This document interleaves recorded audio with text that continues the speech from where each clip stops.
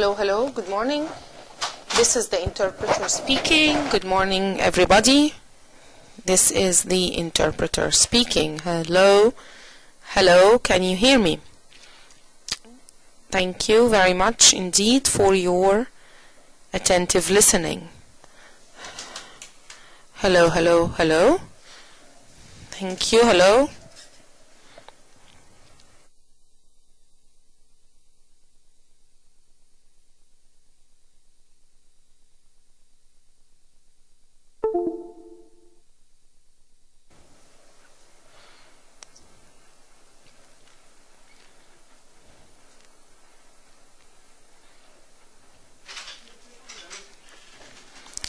Okay, thank you very much. Shukran.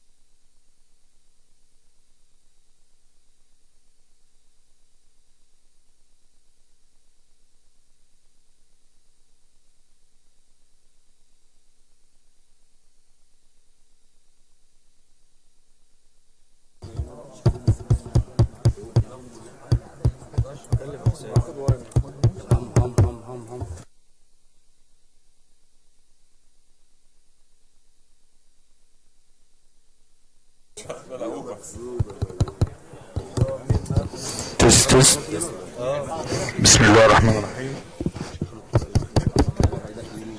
تست صوت كده مش هكمل نص واحد في المية. تست تست تست تست 1 2 3 تست تست تست اي حاجة. تست تست تست تست 1 2 3.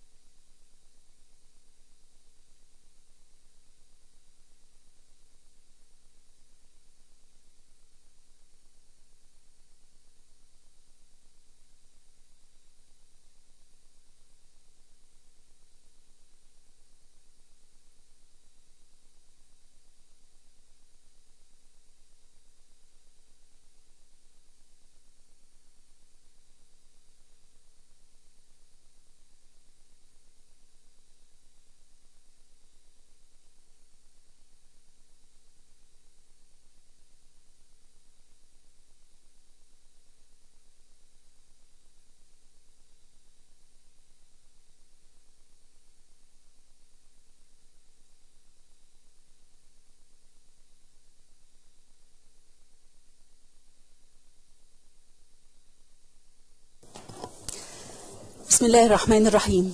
In the name of God, ladies and gentlemen, media officials and reporters, our dear guests, we would like to welcome you to the second press conference at the Emro office, which is held on the COVID-19 as COVID-19 novel coronavirus.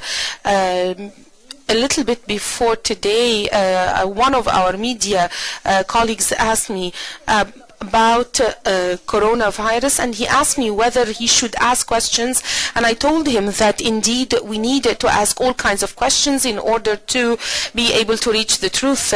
We would like to welcome all of the media reporters who are with us here in the press conference, and we would like to welcome all of the followers of the live streaming of this press conference on all the social media, Twitter, Facebook, and YouTube. And we would like to point the attention of the media reporters that they who are following on the live stream, that they can pose questions through Twitter only using the hashtag #AskEmro, and we are going to respond immediately.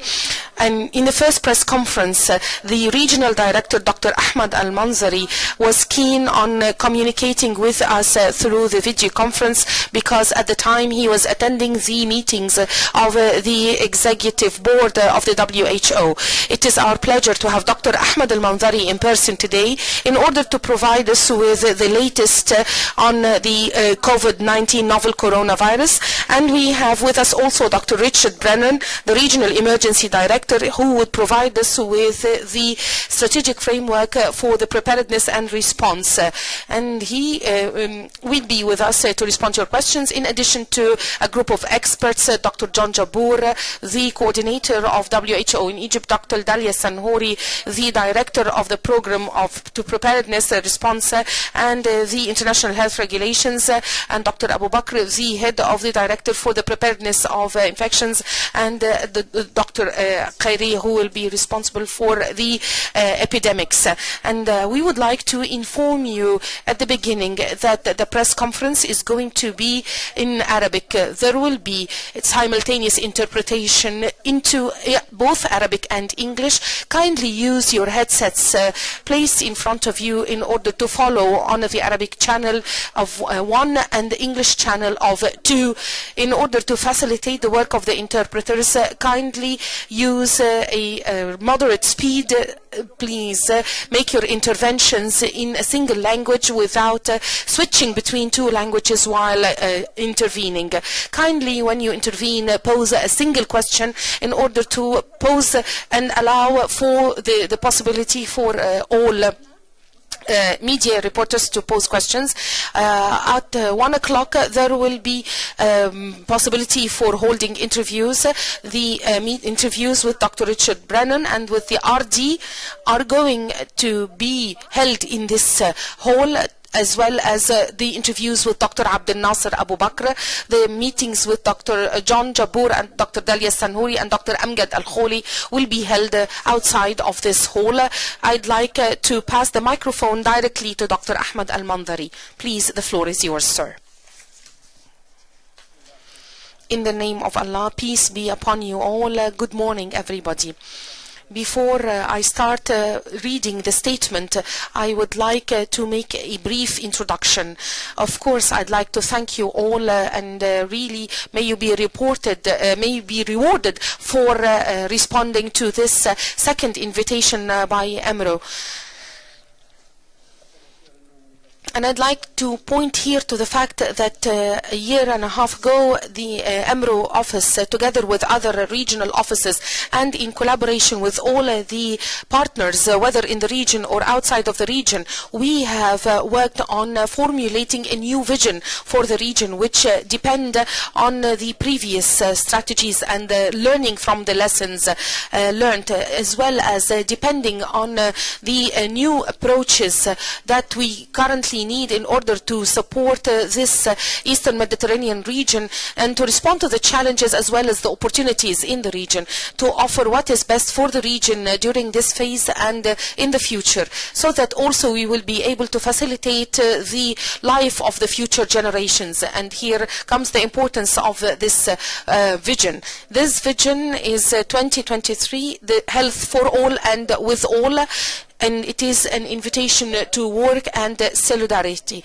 In fact, the name of this vision is indicative. In the MRO office and in the regional and in the country offices, we are seeking the spirit of collaboration, a spirit of complementarity, and the spirit of the one family, whether working in the WHO on its 3 levels or member states, government members and groups as well as partners. Health for all and by all will never be implemented without working with everybody. So indeed, health is for all, and with the support of all. We are not only talking about healthcare professionals alone or those working in the academic medical institutions, but also we are talking about individuals, farmers in their farm, individuals who are partners. These are the teachers, the students, and the workers in the plants, the housewife. Everybody contributes to the improvement of the health in the region. And when we talk about active institutions, indeed the media comes to the forefront. In fact, the media plays a very strong and important role. It is a trusted and an important partner without which we will never be able to achieve our 2023 vision. This is the message that I wanted to deliver to all of you. Thank you so much for being here with us. And I'd like to emphasize that you are our partners in every step that we take, not only with respect to delivering the correct information to your stakeholders, but as workers in the health sector and healthcare professionals, we need also to be directed to discuss with you the important health issues. And otherwise, we will never be able to disseminate the correct information. And indeed, there are success stories with respect to our partnership with the media and to disseminating correct information. Thank you so much for listening to this introduction. And I'd like to confirm here that we have always been dealing with you with complete transparency in order to clarify to the any misconceptions that might be going in the minds of the citizens or any issues in their minds. In the name of God.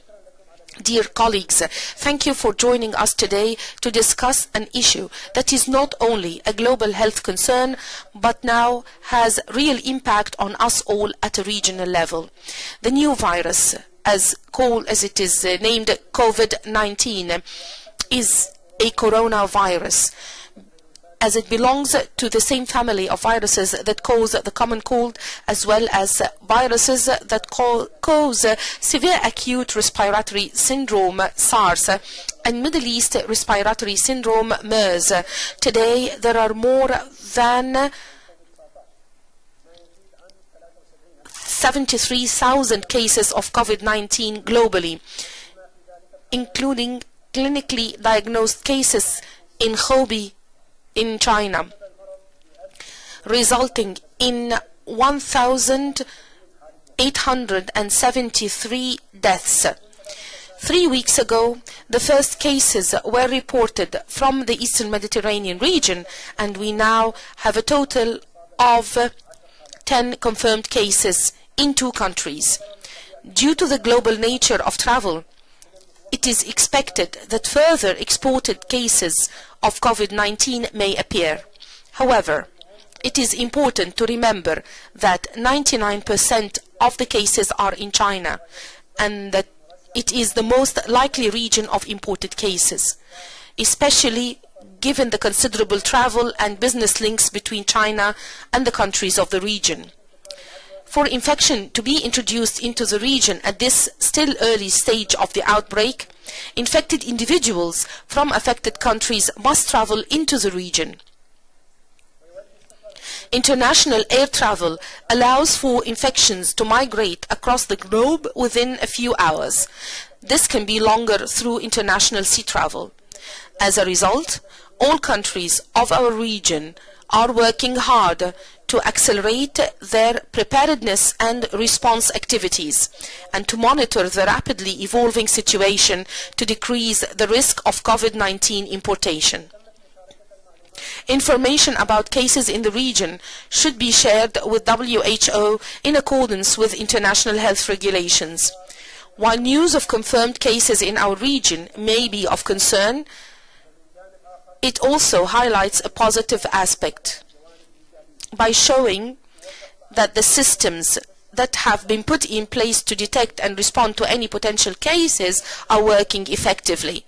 As you all know, our region is one that is plagued by emergencies. Almost 2/3 of the region's 22 countries are currently directly or indirectly facing complex emergencies.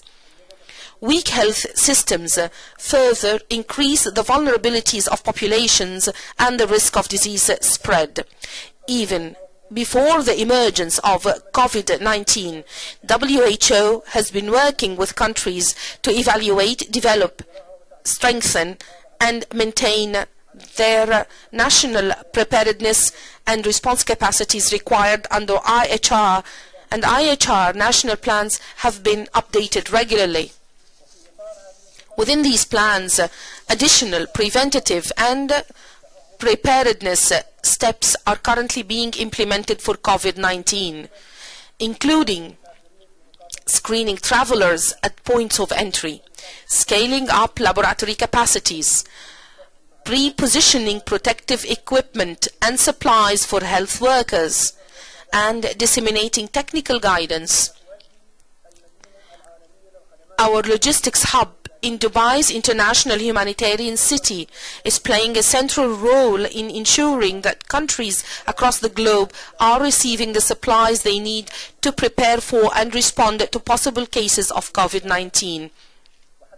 So far, all countries in the region have been provided with laboratory reagents, personal protective equipment, surgical gowns and other supplies. In addition, the logistics hub is also ensuring the delivery of similar supplies to other countries in all 6 WHO regions around the world. Despite WHO communicating that no unnecessary restrictions be imposed on travel and trade, several countries in the region have taken their own risk assessments and have subsequently taken steps to protect their populations. These include the suspension of flights coming from Wuhan or to Wuhan and other cities in China, and the denial of visas for those who visited China within 14 days of travel.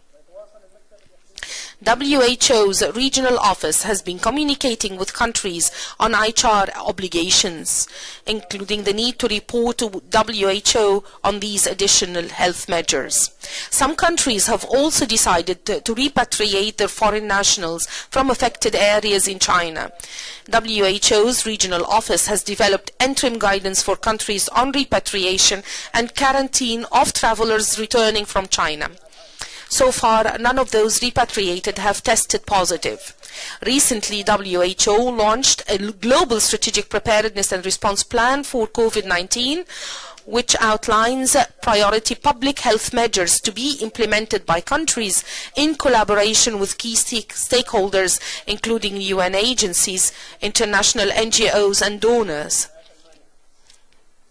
It also outlines research priorities so that we can better understand this new disease and accelerate the development of new vaccines, treatments, and diagnostics.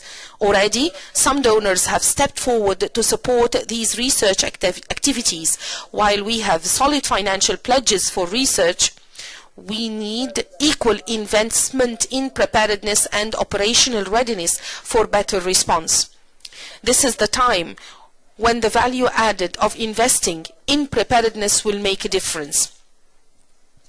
Today, we are launching our regional preparedness and response plan, which provides a regional context to the global plan and has been developed to guide scale-up of preparedness, prevention, early detection, and rapid response to COVID-19 in countries of the region.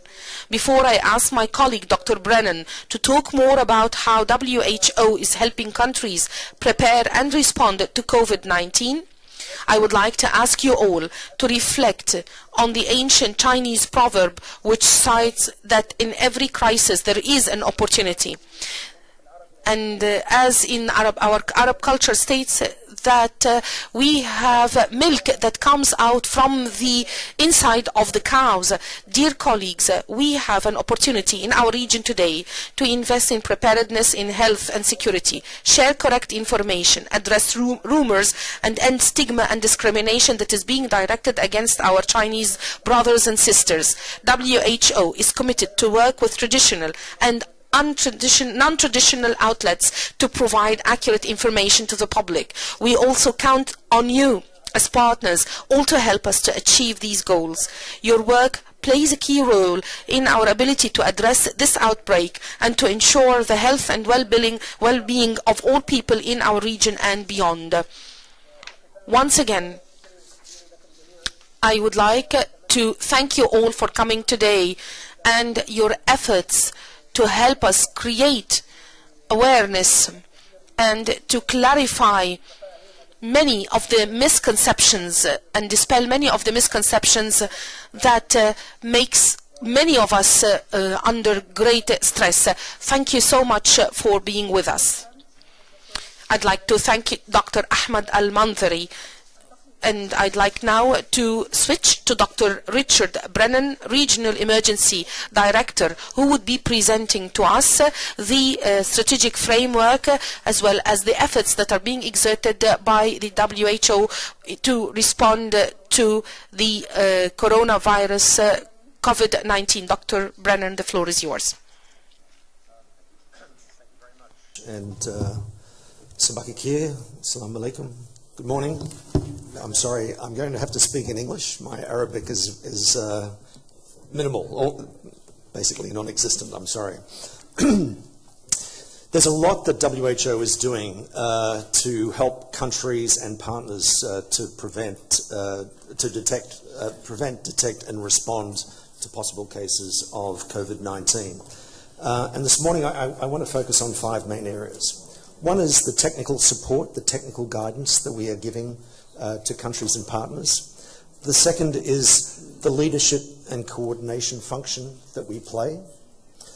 The third is the important planning function also, and I'm going to talk a little bit about our new regional preparedness plan.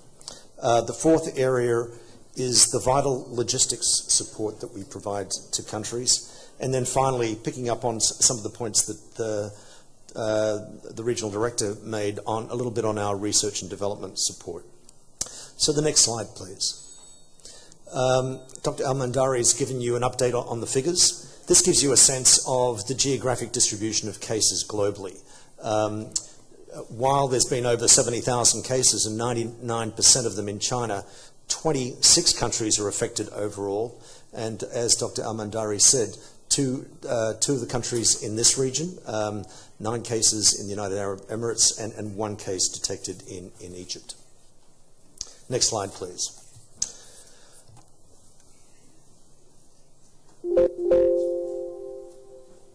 Okay, so what's WHO doing around technical support? This disease is a new disease. We only heard about it for the first time several weeks ago. And so there's still a lot that we don't understand about the disease, around where it comes from, how it's transmitted, the severity. We're learning every day. And WHO is helping to advance the understanding of the disease by analyzing the information that we collect every day from many, many sources and sharing that with our member states and our partners. Secondly, we are really accelerating the development of technical advice that governments can use, that health workers can use, and other partners can use. Simple technical issues, well, not so simple technical issues, like how do we detect possible cases? How do we diagnose them? How do we treat COVID-19? What do laboratories need to do? How do governments best communicate with their communities? What do we advise travellers to do? What should airports do if a passenger arrives with suspected COVID-19?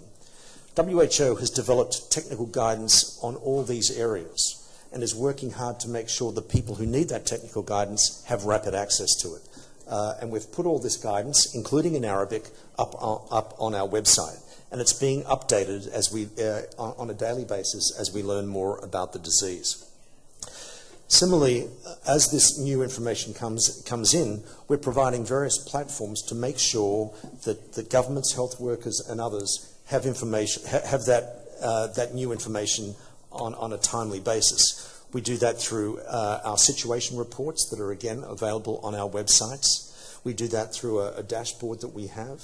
And we do that through regular updates, including press briefings like we're having today. Second slide, please. We also play an important role in leadership and coordination at global level, at the regional level, and then at country level. There are a lot of different partners, a lot of different stakeholders who have an important role to play in the prevention, detection, and response of COVID-19. These include governments, public health agencies, civil society, the private sector, the United Nations. So the question is, how do we all bring them together with a coherent and well-coordinated approach to tackling the spread of this disease? Well, WHO has set up a number of different coordination mechanisms at global, regional, and country level to do exactly that, to get everyone working together with the same goals and objectives in mind. And we're doing that around disease surveillance. We've got different groups working on clinical management, on advice to travellers, and on trade. And perhaps to pick out three specific examples of the types of networks that we are helping to support. There's the Global Outbreak Alert and Response Network. This is a group of over 200 organisations with some of the world's leading public health experts. And we are working with them to make sure that everything around all aspects of our preparedness response is well coordinated, and we're all using the same materials and communicating the same messages. Similarly, health workers need timely supplies and equipment. They need masks and gloves and gowns. So we really need to ramp up the production and distribution of these essential medical supplies. To that end, we're working with what's called the Pandemic Supply Chain Network, primarily a group of producers, manufacturers, suppliers, to make sure that these essential medical supplies are available and distributed rapidly. A third example of the leadership and coordination that we're playing is with the United Nations. The United Nations system has a mechanism called the Crisis Management Policy, and that gets activated in big crises. That policy has been activated for the COVID-19 outbreak, the first time ever that this has been activated for a public health event. And what that means now is all the resources and capacities of the United Nations that can be helpful in the preparedness and response of COVID-19 are now being coordinated with WHO in the lead. With the United Nations, we've established a crisis management team, and WHO leads that. Similarly, at the regional level, we have networks of partners here in the Eastern Mediterranean region. We send them daily updates. We have regular calls. And we've coordinated with them on taking the global plans and making sure that they're relevant here in our region. And I'll talk a little bit more about our regional plan in a moment. And similarly, we're playing a similar level at country level, working closely with governments, the Ministries of Health, and our partners on the ground to make sure that what we're doing is collectively coherent and well coordinated to manage the spread of COVID-19. Next slide, please. So a little bit more on the planning, our important role in planning. At global level, we've developed this very, very important plan that has three main functions, again, around leadership and coordination. Secondly, about ensuring that the governments and partners are capacitated and have all the resources to detect, prevent, and respond to COVID-19. And thirdly, advancing the research and development agenda. here at the region, we have, as I mentioned, taken that plan and adapted it to our needs here.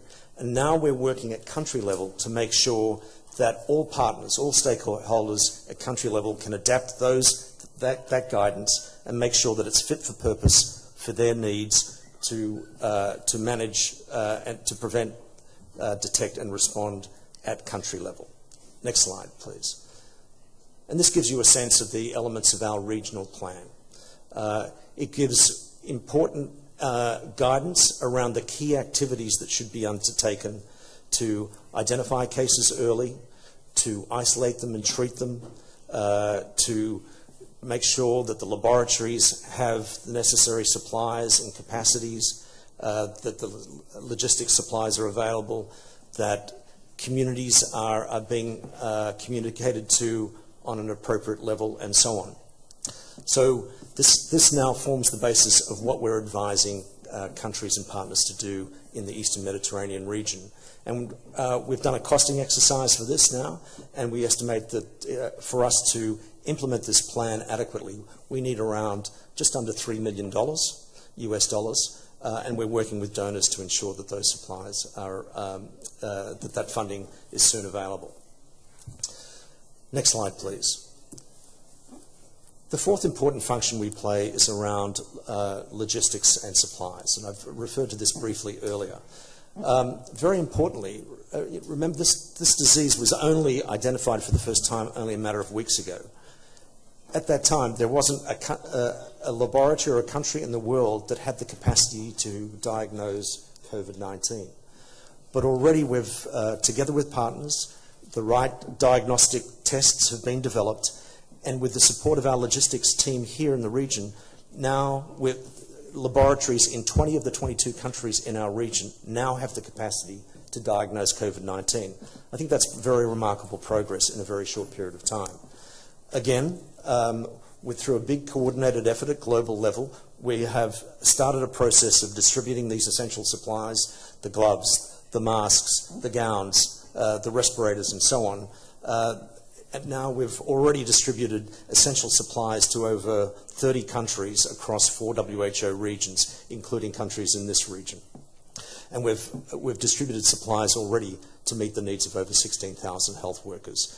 And the WHO logistics hub that the regional director referred to a few moments ago is playing an absolutely vital role in this. This region, the Eastern Mediterranean region, is playing a central role in this important logistics function. There has been a tendency for some countries to start hoarding some of these materials, these essential supplies, but we've got to make sure that the supplies get to people who need them. So WHO is working with the manufacturers, with governments, to make sure that supplies are freed up and appropriately and fairly distributed across the globe in the spirit of solidarity that Dr. Al-Mandhari referred to. Next slide, please. The fifth area is on research and development. As we mentioned before, there's a lot of unknowns about the disease, so we are working with partners across the globe. Last week, WHO in headquarters convened a meeting on research and development with over 300 partners. And they looked at every aspect of the unknowns of this disease, its source, its transmission, its severity. They also looked at the priorities around developing vaccines, better diagnostics, treatments.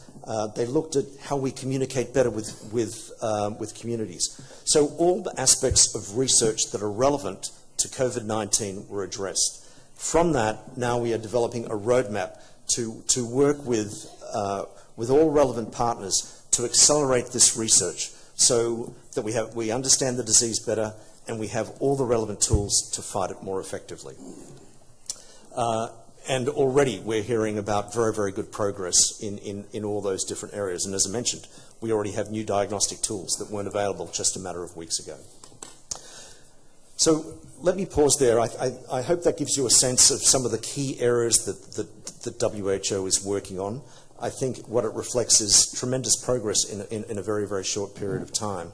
And Our partnership, I hope what we've been able to convey to you is that the partnership is absolutely vital to what we're trying to achieve, and that in the spirit of solidarity, we all have to work, and we certainly consider you in the media as amongst our key partners, and we really do look to you for support as we further our efforts to control this new and very concerning disease.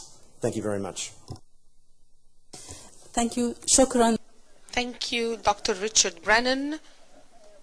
And I'd like to reassure you that there is a summary for this framework of action that was presented by Dr. Brennan, which will be delivered to you on a flash memory that includes all of the statements made today, in addition to other media information for on the new coronavirus COVID-19. I'd like to open the floor now for questions. Please, I'd like to remind you that you need to suffice with posing one question so that we can hear all of you, and we are going to work clockwise so that we don't skip any person who would like to ask. Thank you. Please, sir. Microphone.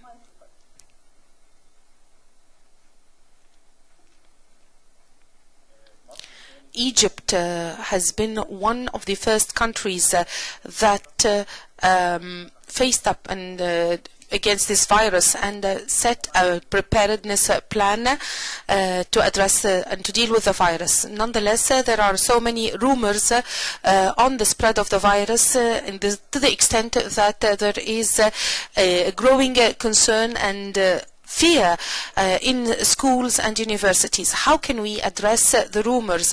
How can we reassure the Egyptian society? And can any single country in the region hide this disease? Because it is said that there are some cases that appeared in countries, but there is concealment of such cases. Is this possible? Thank you. Dr. Al-Manzari, and then Dr. John. Thank you very much for the question. Of course, I'm going to respond in general, but definitely when we talk about the Egyptian health system, I think that my colleague would be more capable of misstating that. I agree with you completely that rumors have created a state of concern, and I think it's causing people to fall ill even without being actually infected with the virus. And I'd like to remind you of previous cases of outbreaks 10 years ago, or maybe even before. We've gone through the same scenario, that there will be rumor spreading on the existence of a particular disease, and everybody contributing to the rumor while adding their own information, whether rightly or not. You will see that there are many widespread video spots or audio bits that talk about the disease itself without being knowledgeable or having the expertise to say so. And the people actually receive that information and take it at face value. In fact, here comes the role of health systems in collaboration with different country systems that are in place that address medical issues. And through our office, whether here EMRO or in the other country offices, we have worked so closely with the Ministries of Health in order to bridge this gap. But ultimately, as you said, actually the media and its role is beyond our capacities to be up to it, but I'd like to assure you that we are in close contact with the Ministries of Health, and we are addressing this issue on an updated level. Thank you, Dr. Al-Manzari, and thank you for that question, because indeed a question that we face every day. I'd like to say that in my capacity as a representative of WHO in Egypt, we are working so closely with the Egyptian government, not only with the Ministry of Health and Population, but also with the entire Egyptian government. In the previous press conference, we confirmed that when there is a plan, and you mentioned that when there is a plan for such unexpected events, we get prepared. And you said that the Egyptian government is completely prepared and able to respond. Egypt, as Oman, has been the first country to collect epidemic information from open sources as part. It's based on the event-based surveillance, and as we believe that among the strong recommendations that are made by the international health regulations is to work on event-based surveillance and to have such systems, so that any event, even not related to the corona, will be dealt with by the government. And this is indeed what happened in Egypt. Once we had a confirmed case, there was an organized and evidence-based approach towards dealing with this case. And we've worked in close coordination with the Egyptian government and with the Ministry of Health in Egypt. It's only a single case. Please, I really hope that through all of you, please take the information from reliable sources. We repeat that the rumors and the open sources through which rumors circulate are multiple. I am on the ground. I am working closely with Dr. Hala Zaid and with the government at large, including even the Prime Minister. We are following the procedures completely and closely. We are monitoring the way the government is dealing with this event, particularly that it is considered to be an event of international concern according to the IHR. And we're following the guidelines that are confirmed by the IHR. I would like to implore you, please be careful. And as Dr. Al-Manzari had said, in fact, these rumors exhaust the medical system. Instead of turning our attention to preparing ourselves to responding to the issues, we spend our efforts and we waste our efforts to respond to such rumors that are unnecessarily circulating. All of the information you are receiving, you must receive from the reliable sources. Thank you, Dr. John, and we are going to go anti-clockwise. As I said in the beginning, Shireen Saad, Egyptian Radio. The airports and the seaports have quarantine. Is there some control on the performance by or on the performance of the workers in the quarantine, especially that when one of them was in close contact with a case that was reported to have been infected with coronavirus? So is there some kind of control? In fact, with respect to transit points, to airports and to seaports, under the IHR, particularly attachment A1B, I would like to say that there are guidelines for the control activities and procedures on airports and seaports, especially when we have an emergency, health emergency of international concern.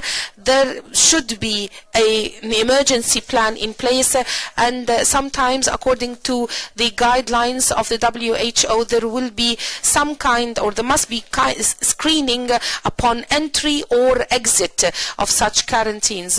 But with respect to controls, according to recommendations of the emergency committee that was convened on the 30th of January, the WHO stated that it is not recommended to do screening upon entry, but there will be some survey of the body temperature. Sometimes it is not efficient because sometimes the travelers would take some medicines that are antipyretic, and therefore using the body temperature as a screening, as a method for screening, is not really effective. Therefore, the WHO stated that there would be manuals and guidelines for the countries that are implementing the temperature screening, maintaining that this should be complemented with other sorts of examination, so that there will be some quarantine, and therefore if the further symptoms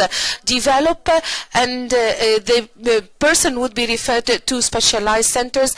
Also, there will be a form that will be filled on the previous history, so that if the person is diagnosed with the disease, this person will be able to be spotted and then to be treated. And these controls are exercised by the countries where the points of transit and airports and seaports exist. WHO provides the guidelines, but control is the mandate of the countries. Hashem, Manera from Al-Shara TV. Dr. Richard talked about the fact that laboratories are not as many that can diagnose COVID-19. So does this mean that there are undiagnosed cases that represent a hazard or a risk in the region? Also, another question, in the lack of sufficient scientific information about COVID, is this difficult? Is this going to be difficult to diagnose COVID-19? Laboratory expert, colleague, Dr. Diagnostic. Well, thank you very much for your question. I think what Dr. Richard has presented is that we have 22 countries in the region, and out of these 22 countries, we have so far 20 countries in the region have the capacity to diagnose coronavirus, COVID-19, which means they have the skills, they have the kits, they have the reagents, they have the capacity to do so, and we have no doubt that all these countries, will prevail, that, they will not hesitate to. We as a WHO, we are providing technical support on a daily basis. And none of the countries actually, so far, that have this capacity have shown that they have seen cases, but they were not able to confirm. There are suspected cases in number of countries, but all these cases have been cleared. All of them, they were negative. As the RD have said, so far what we have is 1 case in Egypt and 9 cases in UAE that have confirmed in this region. And we are closely working with the countries as well as the lab centers in our region to make sure that there's adequate supplies, there's adequate technical support that they need, and also we can address if there is any issue. So we have a confidence to the system that we are supporting for the countries, and the government and WHO, we are really collaborating to make sure that we are addressing the needs of our people. Thank you. Thank you, Dr. Abdel Nasser. Dr. John, حضرتك. Dr. John, you wanted to add something? I would like to add to the response of Dr. Dalia. I'd like to say that in Egypt, nobody has entered with symptoms and that was not screened in order to be accurate.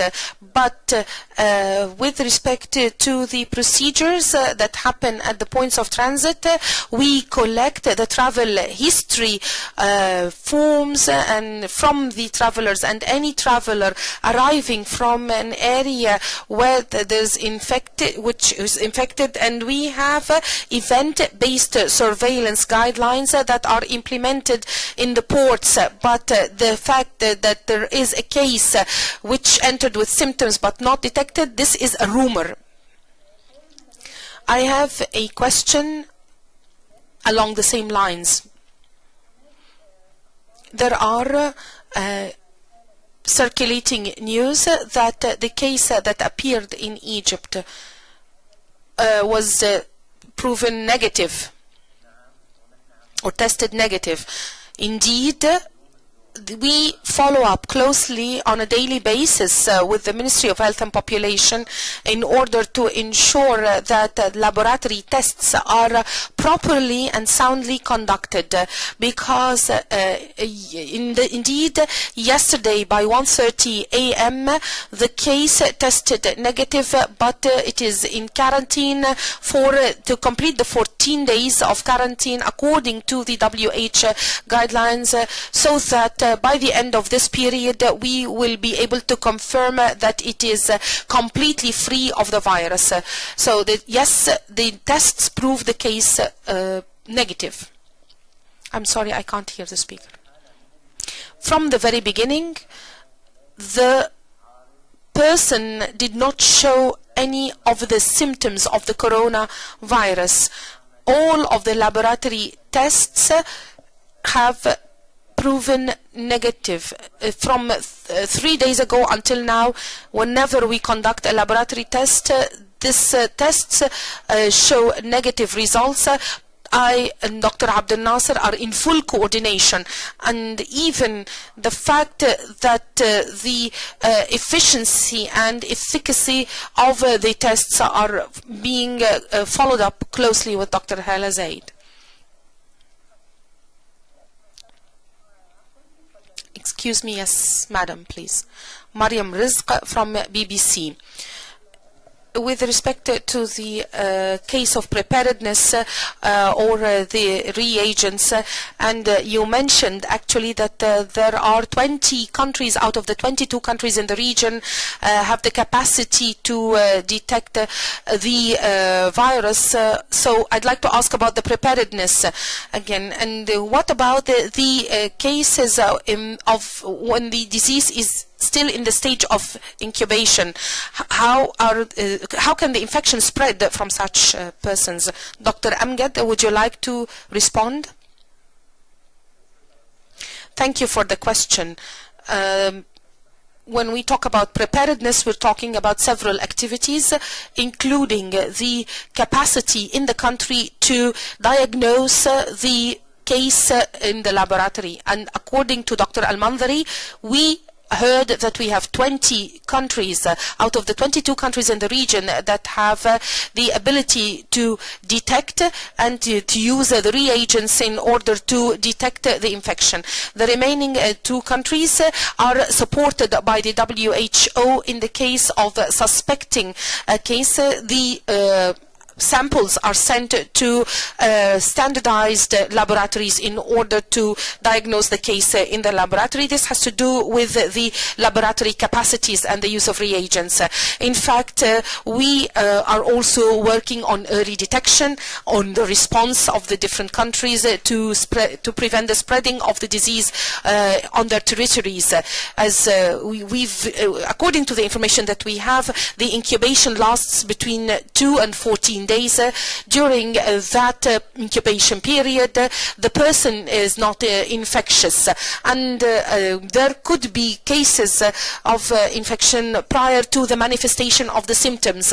However, usually the person at the time of incubation cannot infect others, and the WHO has provided a standardized definition of the cases. The suspected cases accordingly must have traveled to one of the countries that reported the existence of the disease. Most of the surveillance systems in the countries of the region, and if we're talking about Egypt in particular, and we have the surveillance capacities according to Dr. John Jabbour. Also, we do have the capacity for early detection as much as possible, in addition to the existence of other surveillance systems in place. The most important thing is to keep the person in place without any close contact, but there is no other way for detecting that disease at the time of incubation. at the time of incubation, the person looks perfectly fit.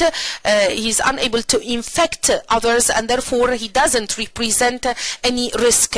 However, the risk happens when the symptoms become manifest. But we should clarify the fact that in our region and in other world countries, we have not reached this stage of concern.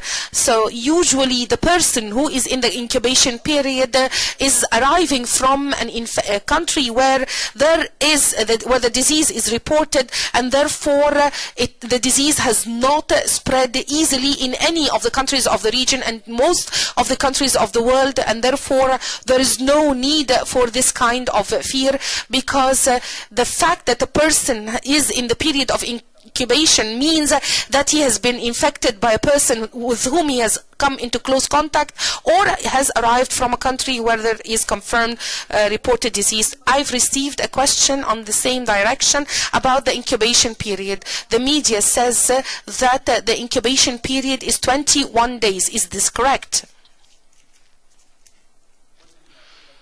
All the evidence that we have up to now shows that the incubation period lasts between 2 and 14 days. As Dr. Richard has kindly said, we discussed that a few weeks ago, but all of the evidence shows that the incubation is between 2 and 14 days. We don't have currently any further evidence otherwise.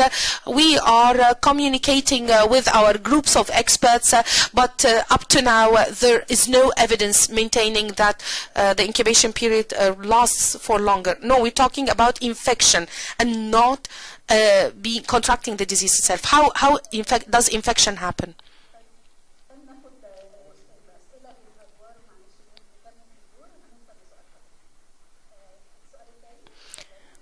The other question, please. The floor is yours. I am Amal Alem from Al-Yom Al-Saba, 7th day paper. I'd like to ask about the latest updates concerning any vaccines or treatments which we've heard are almost now there in China.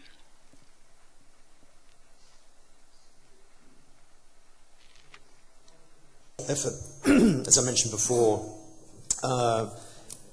amongst researchers to develop vaccines, therapeutics and diagnostics. There's a lot of information in the media, about a lot of conjecture about the progress that's being made. So the latest information, we're very, very hopeful that we will be able to bring online some of these new tools to help us control COVID-19. No new tools are expected in the foreseeable future. It'll take quite a few months, by some estimates, between 12 and 18 months to bring online a vaccine, so we can't expect a vaccine in the near future. A number of different agents that have been used for other diseases are currently being trialled as treatments, and there has been some indication early that some of those may be promising, but we don't have strong evidence that any of them are consistently effective at this stage, and more work needs to be done. There's also work being advanced to develop new therapeutics, but again, this will take weeks to months before we have more information on that. And similarly, we've made a lot of progress, I think, on the diagnostics. And as I said, we've got tests now that are very effective, but we're even working to improve those. So we will certainly keep you updated as the research agenda advances and we learn more about the progress in developing the vaccines and the treatments. The following question. And then the gentleman. Yes. Layla Hussein from Al-Hizb Al-Arabi News, أخبار الوطن and Al-Umma Al-Arabiya paper. This is, we know the disease, and we used to have different types of plagues, such as the cholera and the Black Death. Can we reach a state of a plague with all the technology that we have? Is it possible? The time has, passed for all this to now. We have a lot of technology. We have a lot of information, and I doubt that we will reach in that level of plague, of cholera, of 1800 or 1700 that have killed millions of people, even the influenza that have killed millions of people in 1918 as well as subsequent years. I'm confident in that, as Richard have said, that we are learning every day a new information for this new virus, and so far we have made a very good progress in knowing, for example, that the incubation, the transmissibility, the severity, the recovery rate, and many other things. What's remaining right now is to get the vaccine and also the therapeutical tools that we can either prevent or treat the cases. And I'm not, as a WHO, I think our RD and also DGs have repeated many times, and we have not in a level of pandemic, and we are not expecting that this will, probably in the next few months. We are very hopeful that the situation will be under control, but still, we are lacking the tools to do so, but the ongoing research is very promising, and we are very hopeful that. Thank you. Dr. Dalia. Dr. Dalia has a quick comment to make. Just to pursue what Dr. Abdel Nasser had said, let's go back a bit when we had the pandemic influenza in 2009. The level of the development of technology over the past 10 years is indeed something that makes us proud. There is more awareness of the importance of the preparedness of health systems to deal with the different risks. The surveillance systems are working much more efficiently. Awareness and sensitization amongst the individuals who take the different types of decisions is much improved. The laboratory capacities are improving. I cannot really say that today when I have an issue or a situation, the world will not be able to deal with it. In fact, our approach to dealing with such issues is improving by the day, and it is noteworthy here that all of the countries should dedicate all types of resources in order to deal with all kinds of diseases and to be prepared, which might be a health emergency, all a different case, even if it is a humanitarian situation. So preparedness plans and makes detection much faster, and dealing scientifically with such issues is much more effective and efficient. Thank you, Dr. Dalia. Please.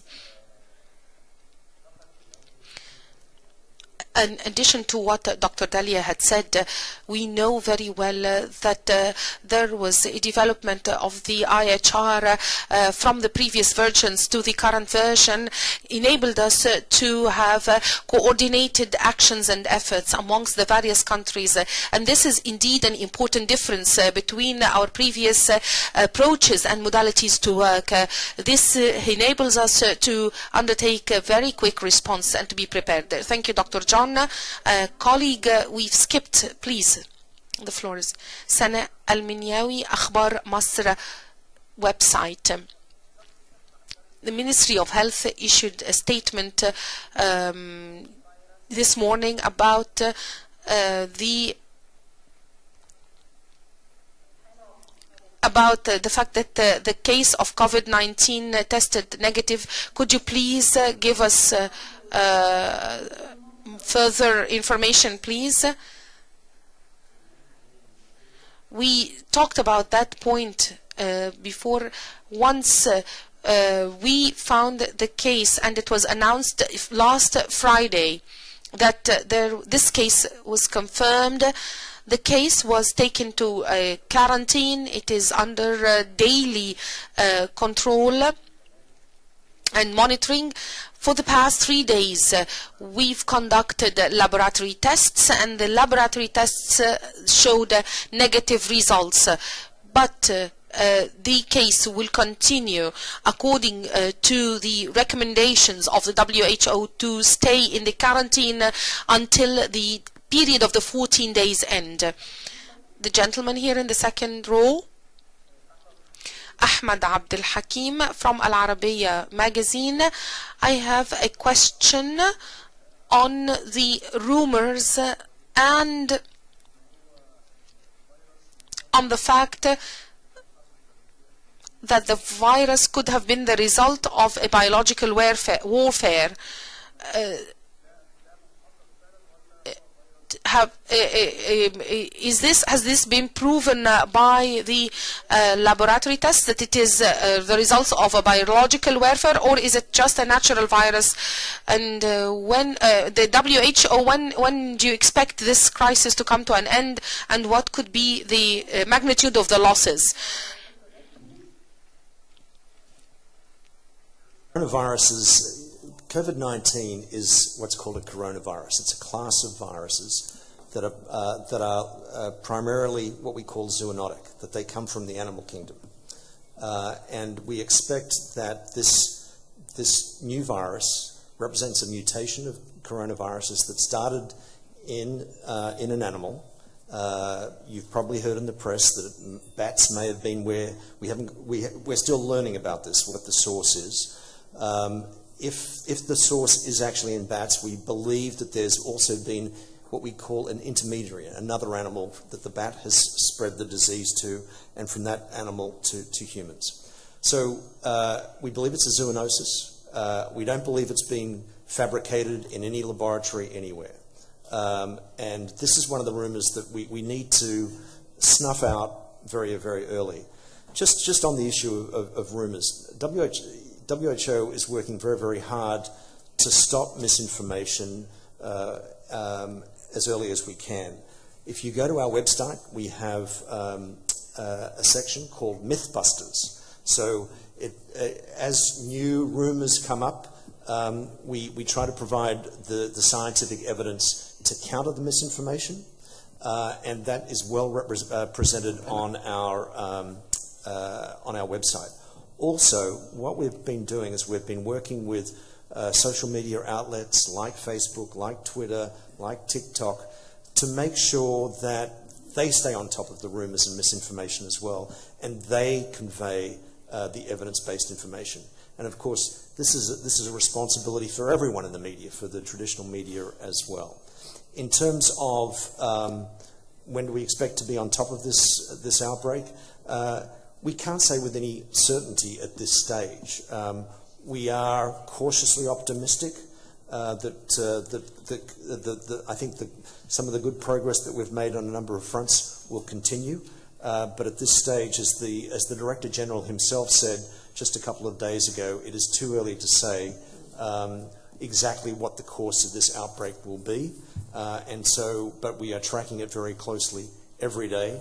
And one of our roles is to keep you and the media updated on all the developments related to the disease, and we can commit to keeping you informed with the best information on a regular basis. Thank you. اتفضل. Please. Ahmed Mahmoud from طبيبك الخاص magazine. In fact, you have presented the role of the WHO and its regional offices as well as country offices in taking preventative measures. But I'd like to ask you, are these activities on par with the level of risk and hazard that is posed by this disease, and to what extent is the WHO working on the creation of a vaccine for this disease and causing great concern and fear and in fact causing lots of losses?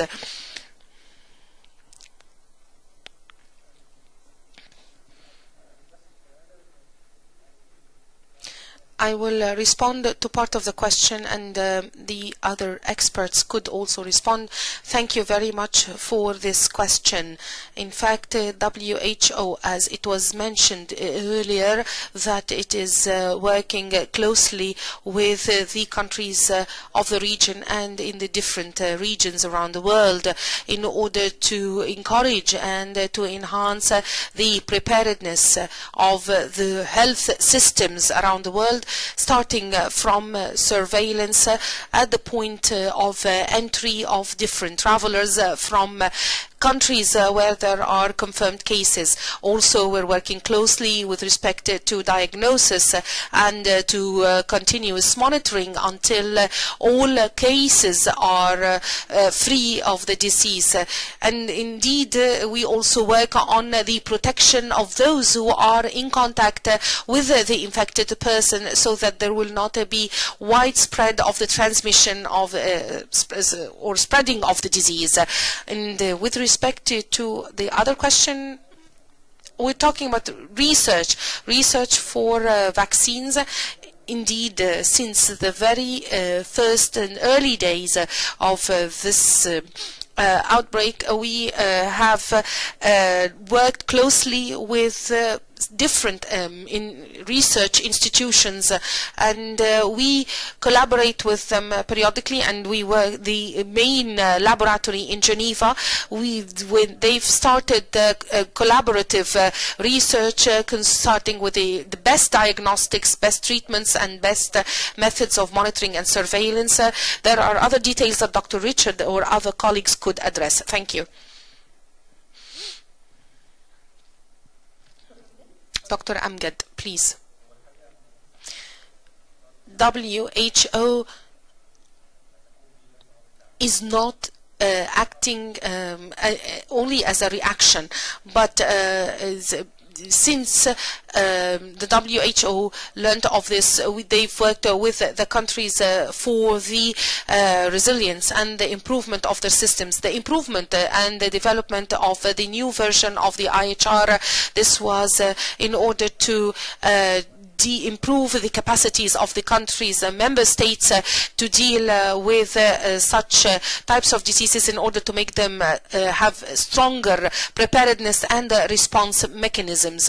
What we are doing is indeed the continuation of our activities that we've been undertaking 10 years ago.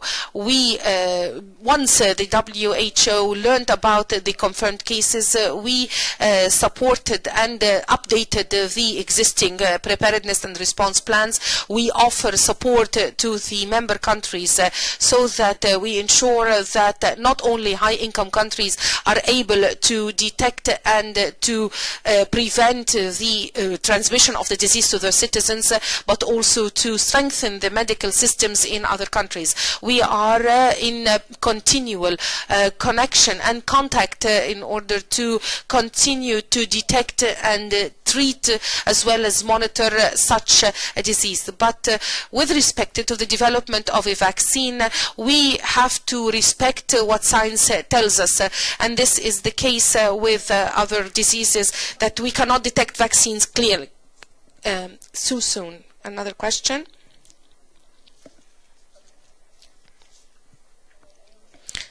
Aya Ale from the Chinese TV channel.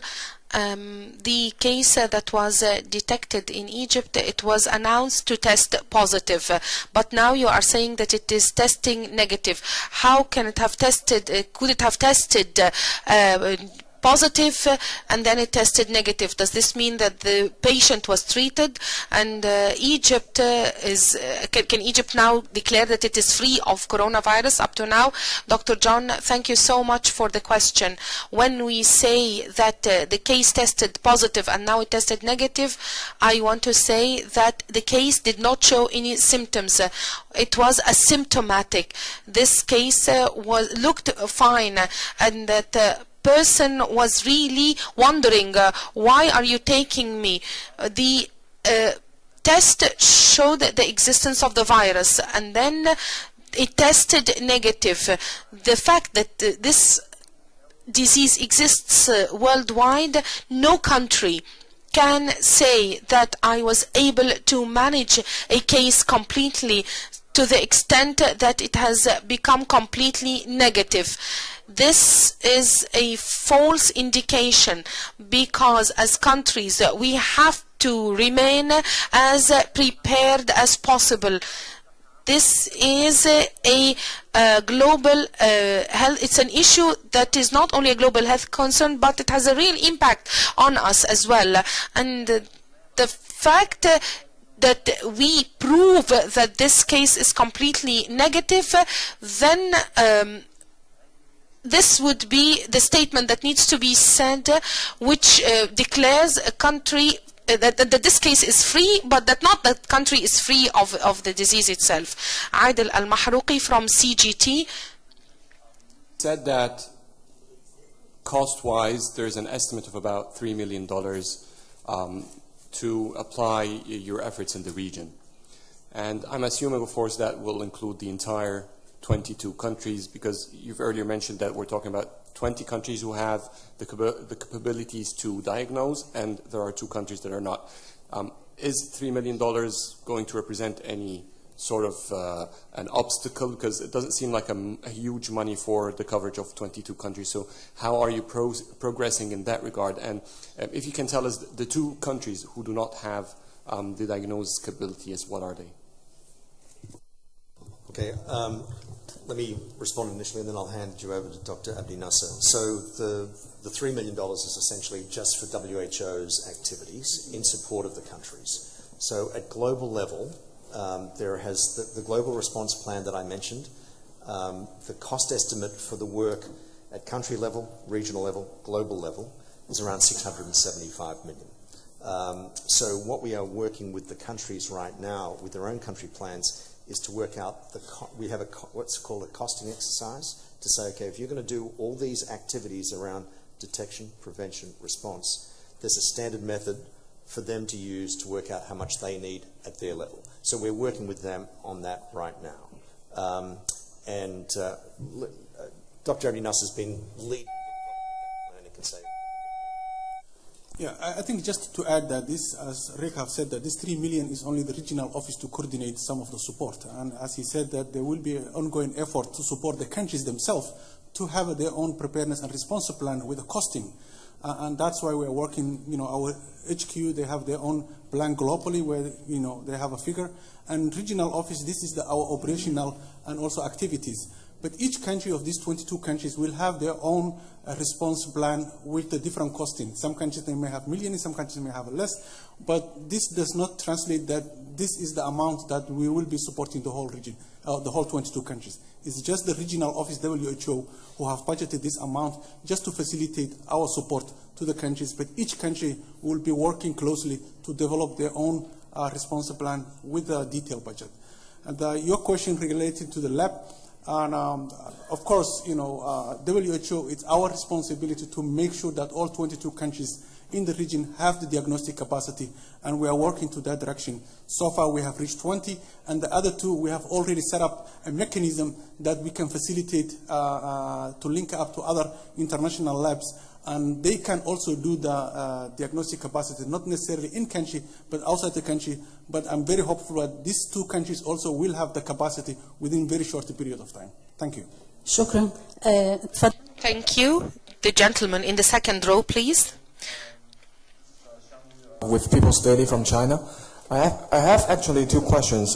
First question is for... One question, please. Oh, one question? Oh, okay. That's for Dr. Richard Brennan. Now that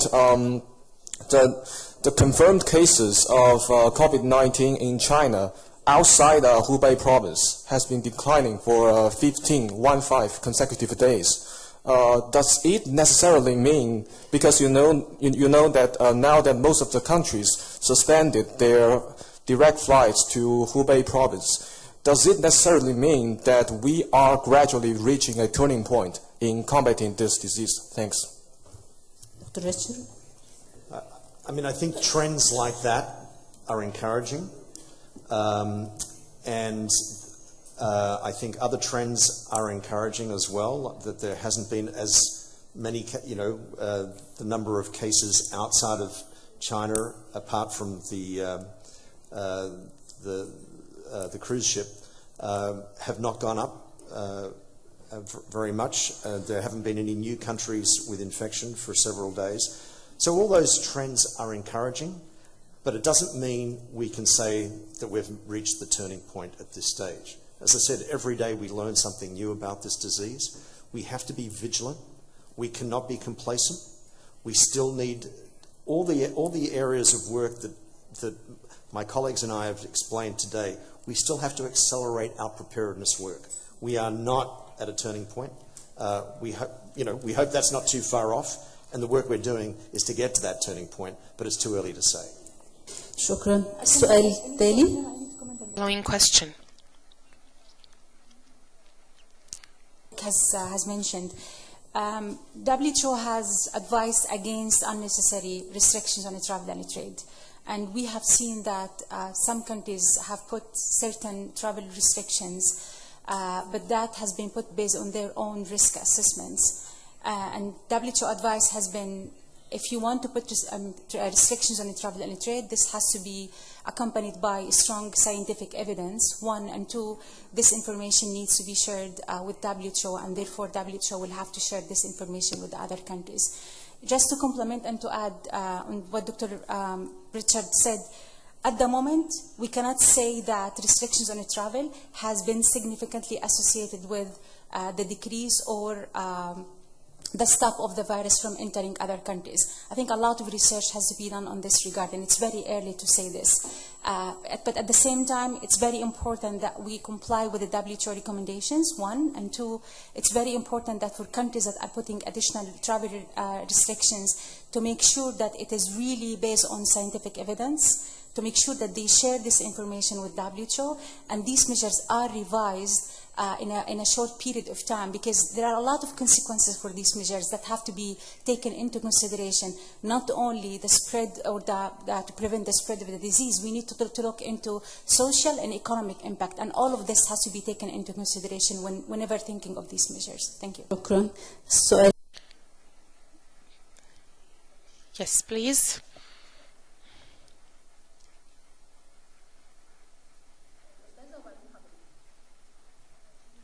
Shireen Magdi from Extra News.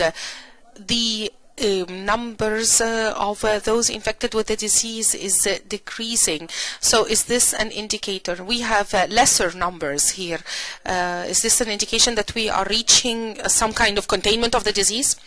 Yes, indeed, the numbers are decreasing, but it is really too early to decide that there is a containment of the disease. And in fact, we need to follow all of the activities and remain vigilant rather than complacent, and to follow also all of the directions for personal hygiene, as well as following the different medical and health recommendations.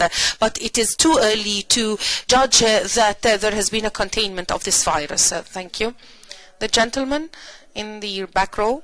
Read Farid with the Johns France Press. Dr. Brennan, in the statement that the Health Ministry released, it said of a PCR test. Can you succinctly explain that? And also, you said you're working with governments closely. Because of how the outbreak started in China, can you maybe give us an explanation of the progress of your cooperation now? Since there was a lot of misinformation, it was handled poorly by the authorities, but now it seems like there's close cooperation. So maybe can you give us a bit of progress on what's happening in China?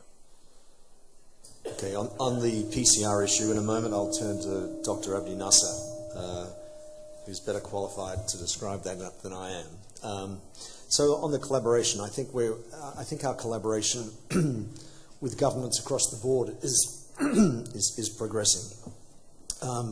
With the government of China specifically, I know there's a lot of issues in the media, but I think that collaboration has been good. There's good sharing of information. I think some of the criticism that you're hearing in the media has been, frankly, unwarranted. I think the government of China has really thrown its weight behind the control of this outbreak, and I think our Director General has given, as he says, credit where credit's due on that issue. So there's a lot of sharing of information. There's a lot of collaboration around the efforts that we mentioned before about trying to better understand the disease, about working on all the technical guidance that we spoke about before, about bringing other stakeholders together at country level, not only the Ministry of Health, but other ministries as well. We need, I think Dr. Ahmadari mentioned an all-of-government approach. We need an all-of-government approach. bringing health workers, bringing the private industry all together on collaboration. So I think on all these fronts that we are making progress, and that's happening at country level and, as we mentioned before, at regional and global level. But, my own sense on this is this has been a very rapidly progressing event. And there has been a lot of misinformation. We've come from a situation where we knew this is a brand new disease. We have really accelerated our understanding of the disease, and we've got a lot of more work to do on those fronts. And that's required extraordinary collaboration and coordination. It's not easy. We're making that up as we go along in some ways. Having said that, we are building on a strong a pretty solid foundation that we've built over the years after SARS and H1N1 and Ebola. So we're doing better, I think, than before. And can we continue to do better? Absolutely. But I think that there has been some pretty remarkable progress on many fronts. On the PCR issue, let me turn to Dr. Thank you very much, Dr. Richard. I think the PCR, polymerase chain reaction, it's one of the diagnostic tests used in a lot of other diseases, not necessarily only for corona. But in the case of COVID-19, I think this is one of the few available tests and was one of the most accurate tests. And normally they test the genetic component of the virus, whether it's the RNA or the DNA, but this time it's RNA. And we have a high accuracy rate in this test. So if it's a positive, it's a positive. And normally, for this case in Egypt, as John have said that, at the beginning was repeated twice, and it was positive, and with a high CT score level. And currently also they repeat 3 times, which means it's a very reliable test. And most of the countries globally, actually, they're using these PCR test kits, PCR techniques to diagnose or to confirm the coronavirus or COVID-19. There is another method which is sequencing, which might not be essential, but normally you do the PCR first, and then you conduct a sequencing test. But PCR is very accurate and highly sensitive diagnostic method. Thank you. Thank you. Dr. Manzari, you are on partnership with all partners, especially Ministries of Health. Can you please elaborate on that, especially in the context of your motion, Health for All by All? Thank you, Mona, for this important question. As you have kindly mentioned that based on this new vision for the Eastern Mediterranean region 2023, Health for All by All, it's a call for solidarity and action. Our colleagues have talked about setting a strategic plan, detailed strategic plan for this particular vision, and we have created 4 important sub-strategic plans. For each of the strategic plans, we have an action plan, and thank God in the regional office, in collaboration with the headquarters in Geneva and with the country offices, we have filled these plans with the programs in order to be able to work in the right direction. And as I've mentioned before, that the WHO is working closely with the different ministries of health.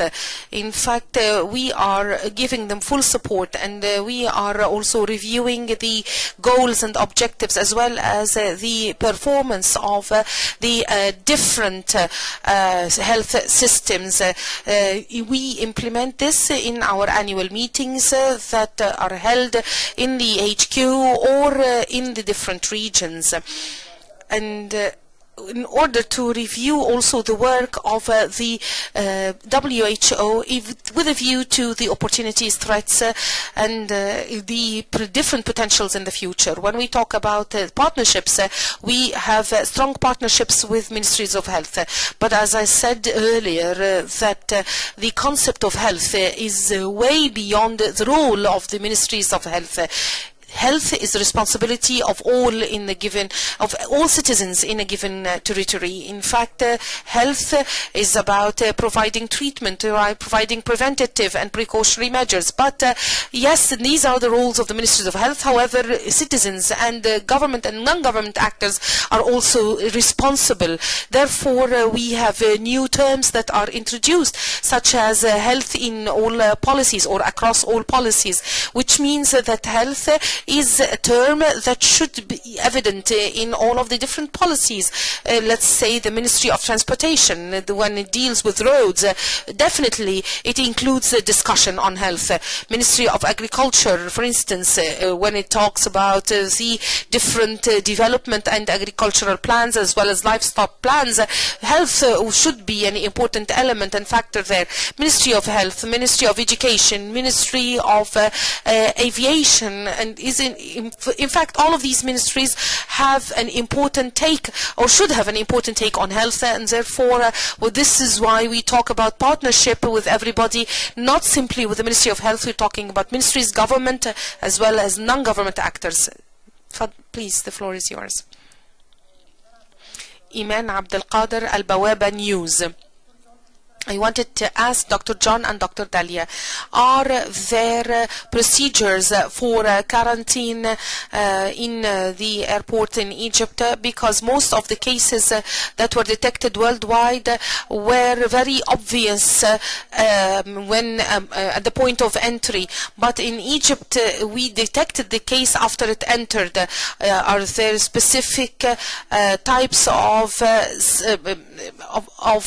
monitoring the cases or of checking the cases at the point of entry? And what about the situation of the use of the reagents? Let me talk in general about the guidelines for dealing with the new entrants at the ports and at the different entry points. There needs to be a trained professional, and there should be a health center or a nearby health center. The health center does not necessarily have to exist on the port, but a health center that has the capacity to deal with the case. And there needs to be equipment that is required for conducting a speedy test. They should be existent. But in the case of the coronavirus, we are not talking about additional procedures. We're talking about regular procedures for health checks. In the case of quarantines, when you see a person who is suspected to have symptoms, this person needs to be isolated. We're not talking about a quarantine. We are talking about isolating the person in order to prevent the spreading of the virus and the transmission of the virus to other passengers. And yes, the person would be isolated. Then there will be a preliminary evaluation, an assessment of this situation. There needs to be a means of transportation if the healthcare center or facility is not on the port, so that there will be full assessment of the case through taking blood samples and undertaking laboratory tests. In addition to the suspected or these procedures for suspected cases, the persons whom, for instance, have been passengers on aboard of a plane or aboard a ship and were sitting directly in front or at the back of the person and have taken, for instance, certain trips, or there needs to be a history of travel form that should be filled, which includes entries about the person, the address of the person, so that if there is a confirmed case, there will be able also to monitor other cases of among the passengers. The quarantine is not in the same location of the seaport or the airport, but arriving at the quarantine facility should be undertaken, or should be taken into consideration the necessary procedures and measures. The Chinese case that was detected, and that also, and where also tests have been conducted on the persons with close contact with them, caused a situation of fear that, for instance, it was suspected that the Chinese person was in contact with many other mates and colleagues in the company, and even the person who lived in the same premises or residential area are afraid, and they were asking about tests. Let me ask you a question. How do you know the number of persons that are in close contact with the persons who are kept in isolation in their houses? We don't have transparency in this. No? We don't deal with this, the close contact or the transparency about those who are in close contact. No, I beg to differ. Transparency is completely there. There was a press release that was indicating also the number of individuals who came into contact with that person, the action that is taken on the ground by the state, also need to take into consideration personal space and privacy. There are also relations amongst the countries that should be respected on the level of the state. The WHO is mainly concerned with ensuring that all of the procedures that are undertaken by the state are undertaken according to the guidelines of the WHO, and therefore any breach of the implementation of such guidelines entails that we may offer advice to the concerned state, and this is what happened.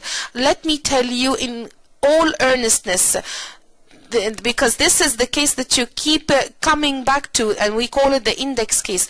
Once this index case had shown symptoms on the 28th of January, this person himself isolated himself and then left through the airport. And this is confirmed information, please. This is stated on the reports, in the reports that were issued by the ministry and in the statement that we issued at EMRO. Please, be patient with me. I want to tell you, I don't want us to get into a vicious circle of detailed information. Also, the reaction that I see is what could create a feeling of fear and panic. I'm relying on you to take the correct information to your constituency, and I'm telling you in full transparency that the Egyptian government is dealing with the case and has reported the case. This is very important because once there was a suspicion that this is an infected case, they communicated with the WHO and the correct procedures have been fully undertaken. I am informing you that this is what happened so that we choose our words accurately. When we talk about transparency, I want to tell you that since the times of avian influenza, we've been dealing with such issues with full transparency. I have two comments from Dr. Al-Mandari and Dr. Amgad. Thank you, Dr. Dalia, and thank you for the question. I wanted to add a short comment here. We are professionals, just like us. All of us are professionals here, and in fact, we work in honorable professions. The main objective of our profession, particularly that of physicians, is to protect lives. This profession is also governed by ethics and moralities with which or to which we all comply. And I would like to confirm what Dr. John had said.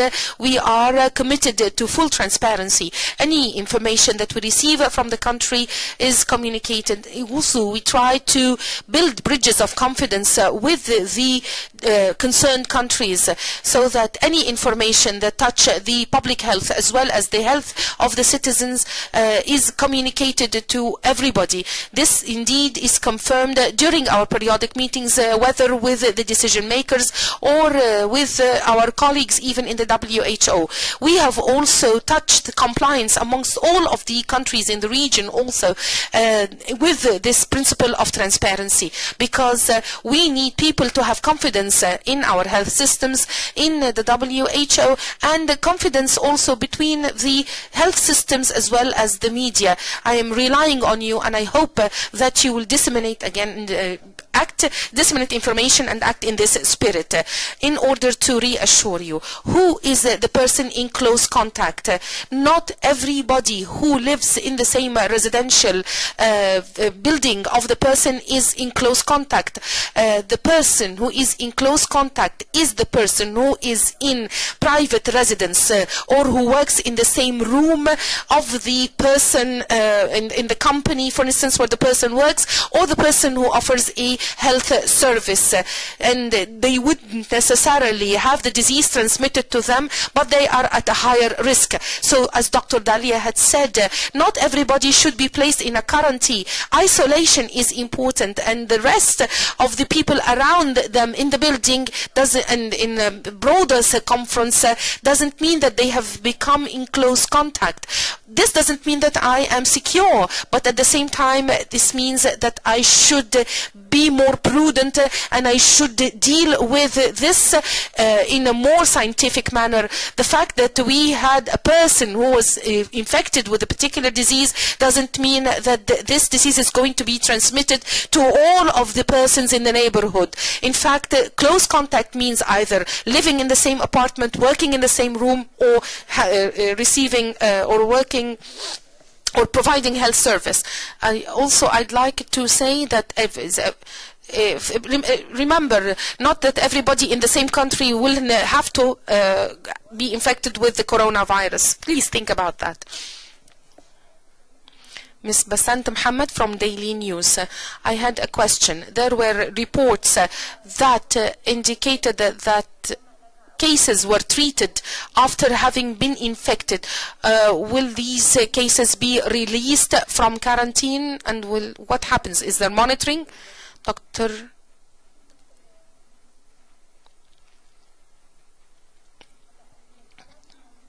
The cases that were recorded in the region, 9 cases in the UAE and 1 case in Egypt, and now there is talk about that. Then in the case of the 9 cases of the UAE, whether they've shown symptoms or they haven't shown symptoms,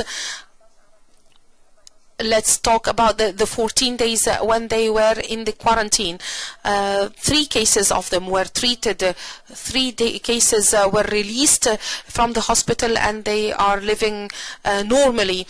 Of course, at the time when they are in the hospital, they are being dealt with according to the symptoms that they show. As it was said in the beginning, there is no specific treatment for the disease, but there are treatments for the symptoms. This is thus 3 cases were released, and they were announced. Dr. Dalia, part of the question: what happens after their release from the hospital? Are they being placed under surveillance? No, they treated and they were released from the hospital. So why should they be treated? Is it the risk that they will be reinfected with the disease? We need to differentiate between 2 things. The case of Egypt is asymptomatic, and therefore he's not ill, but sometimes the person shows or tests negative, and therefore this person is not capable of transmitting the disease, and therefore there is no reason for them to be in a quarantine. In order to confirm that, there needs to be 2 laboratory results on over 2 consecutive days that are both testing negative, and this shows that the person is incapable of transmitting the infection to others.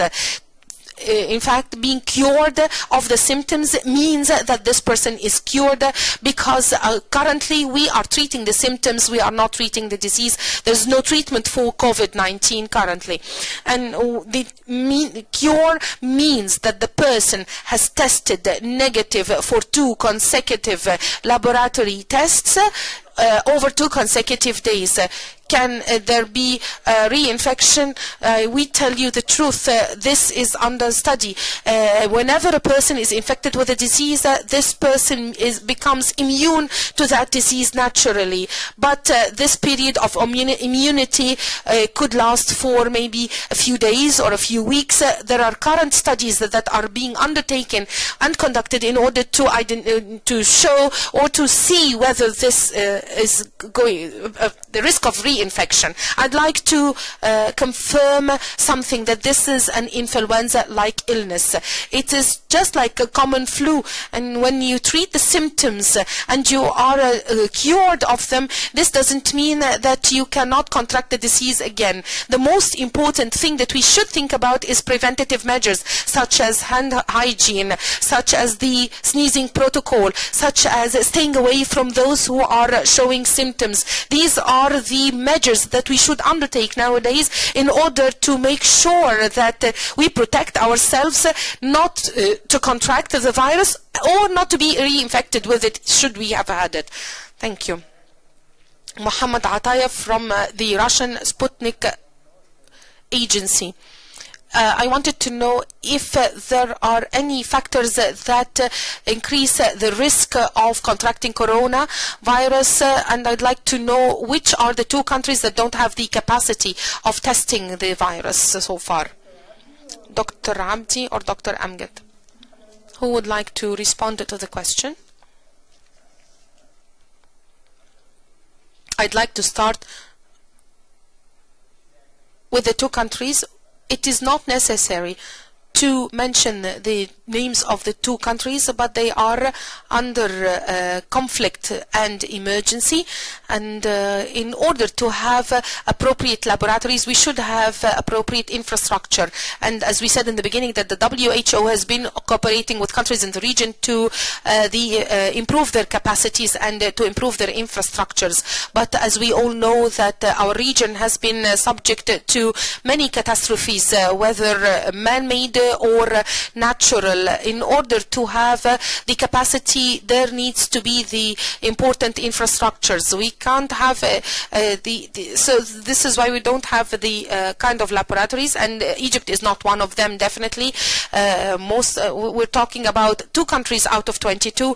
Most of the countries have the capacities, and as I said, that these 2 countries have the capacity of taking the samples and sending them to the closest standardized labs, and the test is conducted within 24 hours. So there is a strategy for dealing with them, and therefore it is not necessary to name these 2 countries, because we are working on building their capacities, and probably in our next press conference we will state that the 22 countries will have the full capacity to test. And I'm not saying the age groups, we cannot say to date that there are particular age groups that are prone to the disease. All of the age groups are susceptible, but the impact of the disease differs, of course, according to the health and medical condition. The pregnant women, let's say, or those who have immune diseases, or those who have weak health are definitely more susceptible. But let's say that most of the cases are mild. The death rate is 2.5%, and in fact this is much lower than the death rates or mortality rates of other types of coronavirus, and also a small percentage of people shows the symptoms, and particularly the age groups, or it's not about age group. Sa'd-Din, from Al-Ummal paper, I would like to thank you for such a scientific discussion and for the clarification of the case of coronavirus. I have a question concerning the transmission of the disease. I am not sure, was it first transmitted because of eating a certain infected animal, or of being in close contact with particular animals? What does it affect? Does it affect the genes? Does it affect the lungs? And has a vaccine been created? And these are questions that I'd like to ask about the nature of the coronavirus itself. Is it on the list of common diseases or well-known diseases, or what? From the WHO perspective, of course.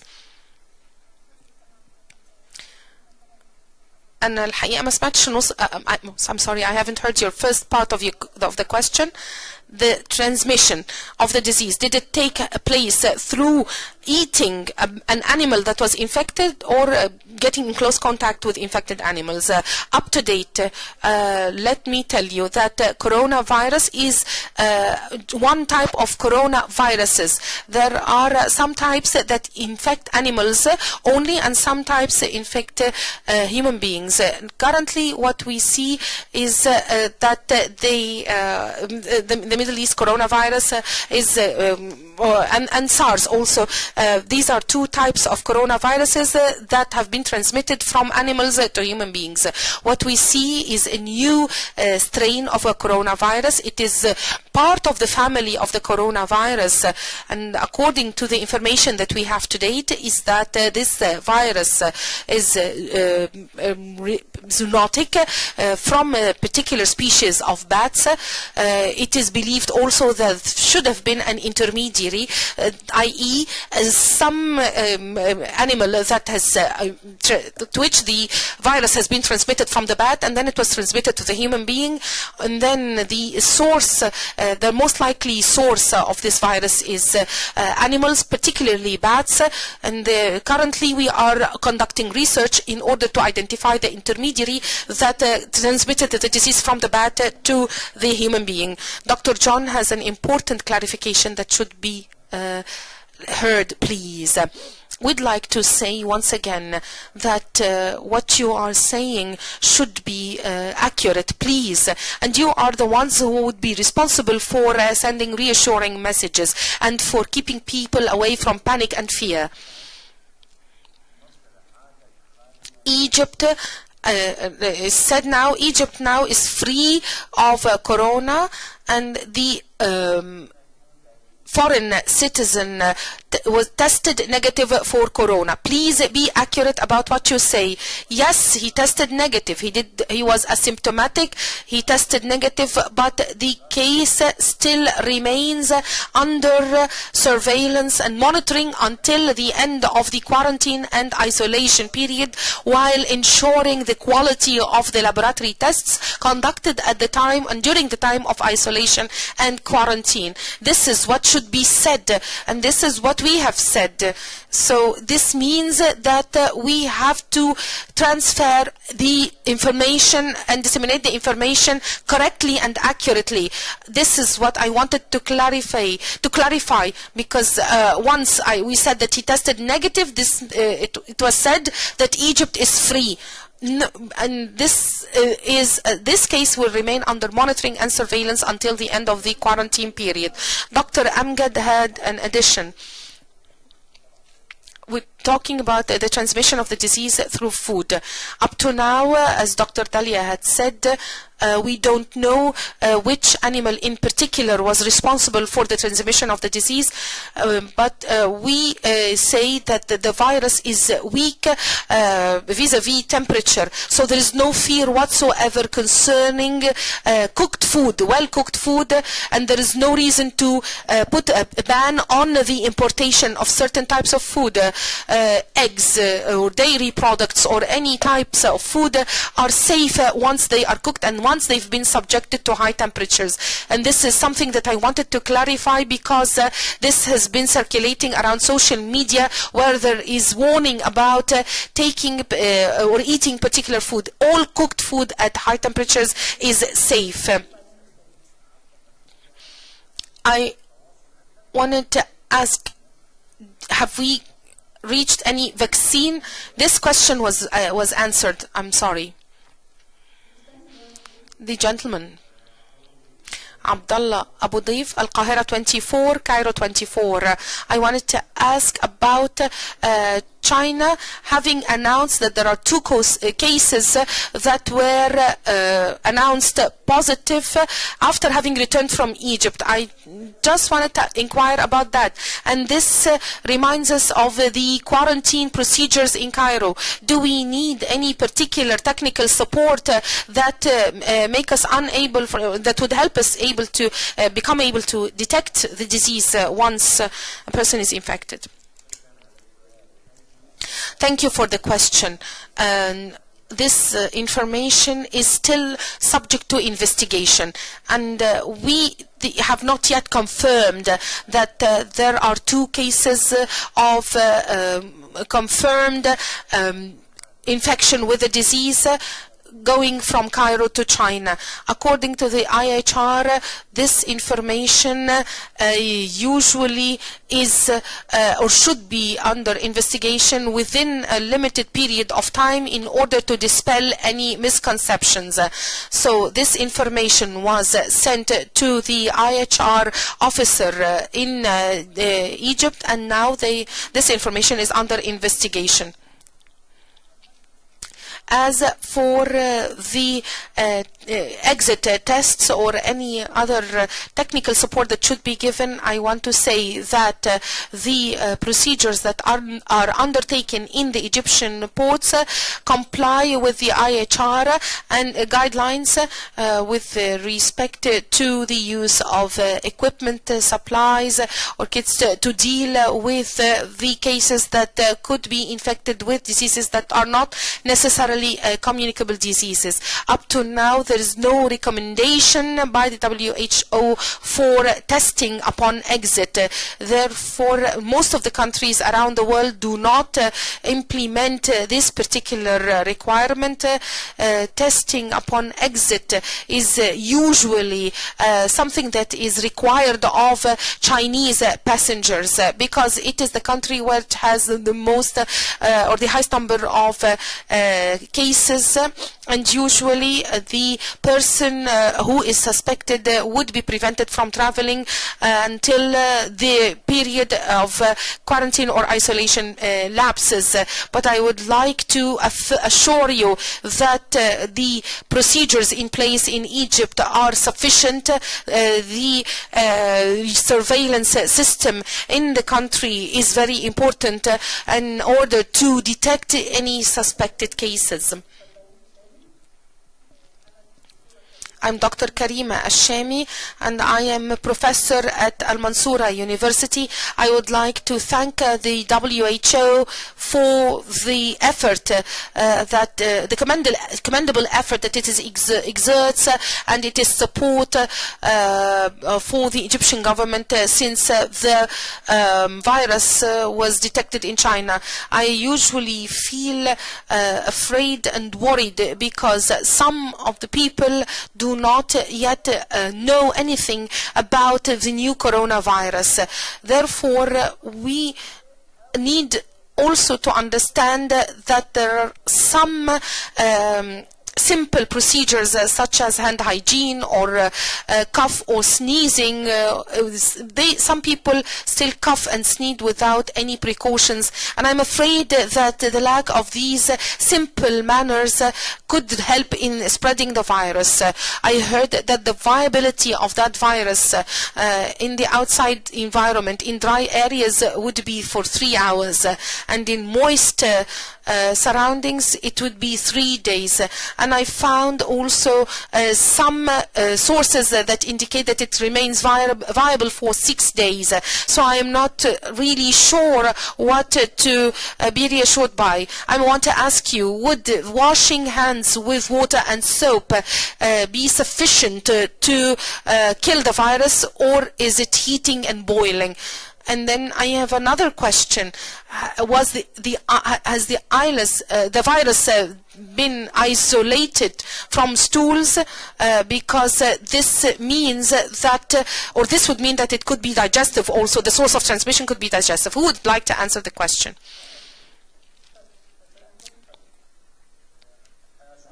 Thank you for your question and for the comments that you made. Unfortunately, many of our habits really are unhygienic, and I'd like to say that the WHO and the EMRO websites provide us with many of the guidelines with respect to the manners, both in English and in Arabic, with respect to coughing and sneezing and hand hygiene, and we hope that they would be disseminated and shared.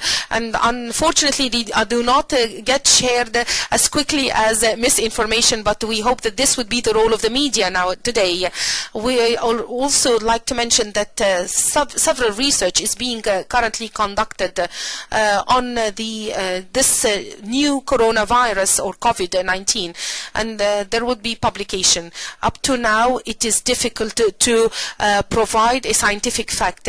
Evidence-based information should be our source. We follow all the works that are published. We try to evaluate what is being published. It is very difficult now to reach a conclusion concerning the outcome of such research.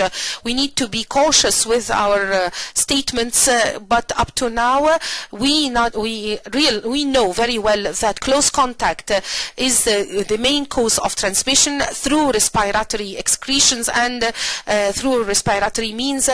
Up to now, we don't have information that it can be transmitted through mosquitoes or through stools. We have two last questions, and the gentleman over there and the gentleman over here, and then we are going to hear an intervention from Dr. Rana Al-Hatem, and we are going to conclude with a closing statement of Dr. Ahmed Al-Manzari. I'm from the Canadian News Agency in Cairo. With respect to the close Umrah and pilgrimage season, are there any close coordination with the governments in Saudi Arabia? Will there also be a visit from a WHO mission to China? It's one question, please. Because China has been known to conceal some information, and everything that is communicated from China is on social media. So will there be a visit by the WHO mission to China? Dr. Dalia, with respect to the question that relates to the dense population gatherings, such as in pilgrimage or in other gatherings that have to do with sports or any other events, the WHO has created guidelines for the countries that are supposed to host such gatherings. These guidelines address three phases. The pre-phase, which deals with the preparation for this particular gathering, during the gathering, and post the gathering. The focus of these guidelines is on necessary coordination amongst the different sectors. There needs to be a strong and supported surveillance system in order to rapidly detect cases. There needs to be awareness amongst the individuals who are going to be part of these gatherings. Also, there should be an identification of the healthcare facilities that are going to be deal with the different cases. The WHO is currently communicating with the different countries that are currently preparing for such gatherings, and some countries have requested a visit by a WHO mission for the assessment of the health situation and the medical situation in the countries in order to affirm the preparedness of such countries for receiving and organizing such gatherings. With respect to the second question, it was stated in more than one venue that there was a group of experts from the WHO that visited China in order to support and aid in the investigation as well as the discussion of related to the current outbreak. The group has not returned yet. The group is still in China. We are in continuous contact with this group of experts in order to identify any new news that could be related to this particular outbreak. I believe that a full report is going to be issued once this group arrives or returns from China. Awad Al-Fakharani, Cairo News. There are statements that three statements that I'd like to mention nowadays. One of the officials said that the symptoms, or rather the protection from the virus, is just a very simple matter, and it is very similar to the protection from common flu. And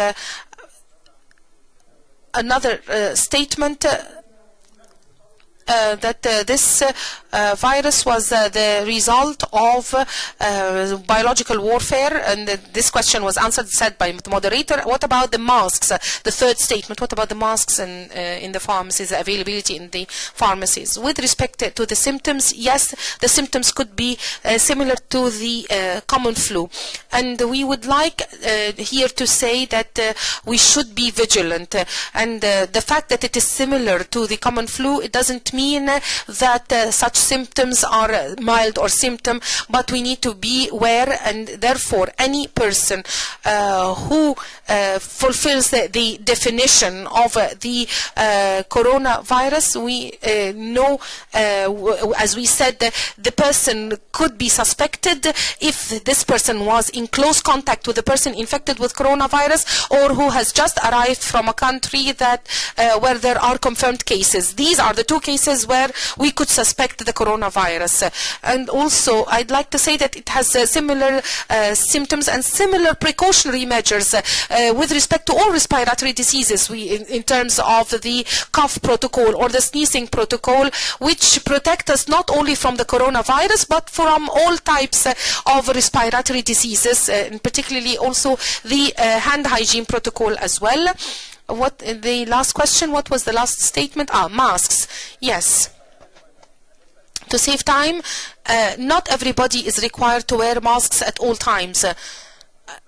If we exert some effort and we go and visit the WHO website, you will find so many guidelines on when to wear the mask, what is the good time to change the mask, and the method of taking off the mask. In fact, sometimes the mask could be a source of infection, not a source of protection. If we are not well trained on how to deal with the mask, then the mask could be a potential source of infection. It is not therefore prescribed for everybody. It is prescribed for specific cases. So in order to save time, I invite you to visit the media kit that was prepared on the WHO site with respect to raising awareness, and therefore to raise awareness among people that it is not necessary to really clamor to get these masks. And I'd like to say that the surveillance system in the ports is a comprehensive system for surveillance, and no matter how the state, how many efforts the state exerts in order to protect and in order to capture all of the cases, then it will not be able to capture all of the cases, and we should not really make the ports the solely responsible for this. The ports are capable of detecting the symptoms, and sometimes the person could be asymptomatic, or the person could have taken some medication to conceal the symptoms.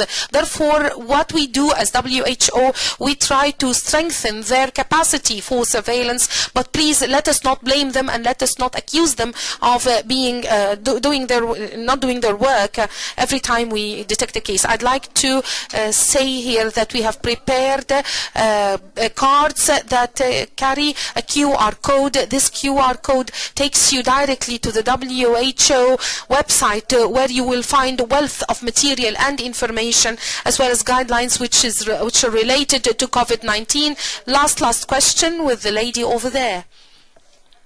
Nagwa Tantawi, Scientific American.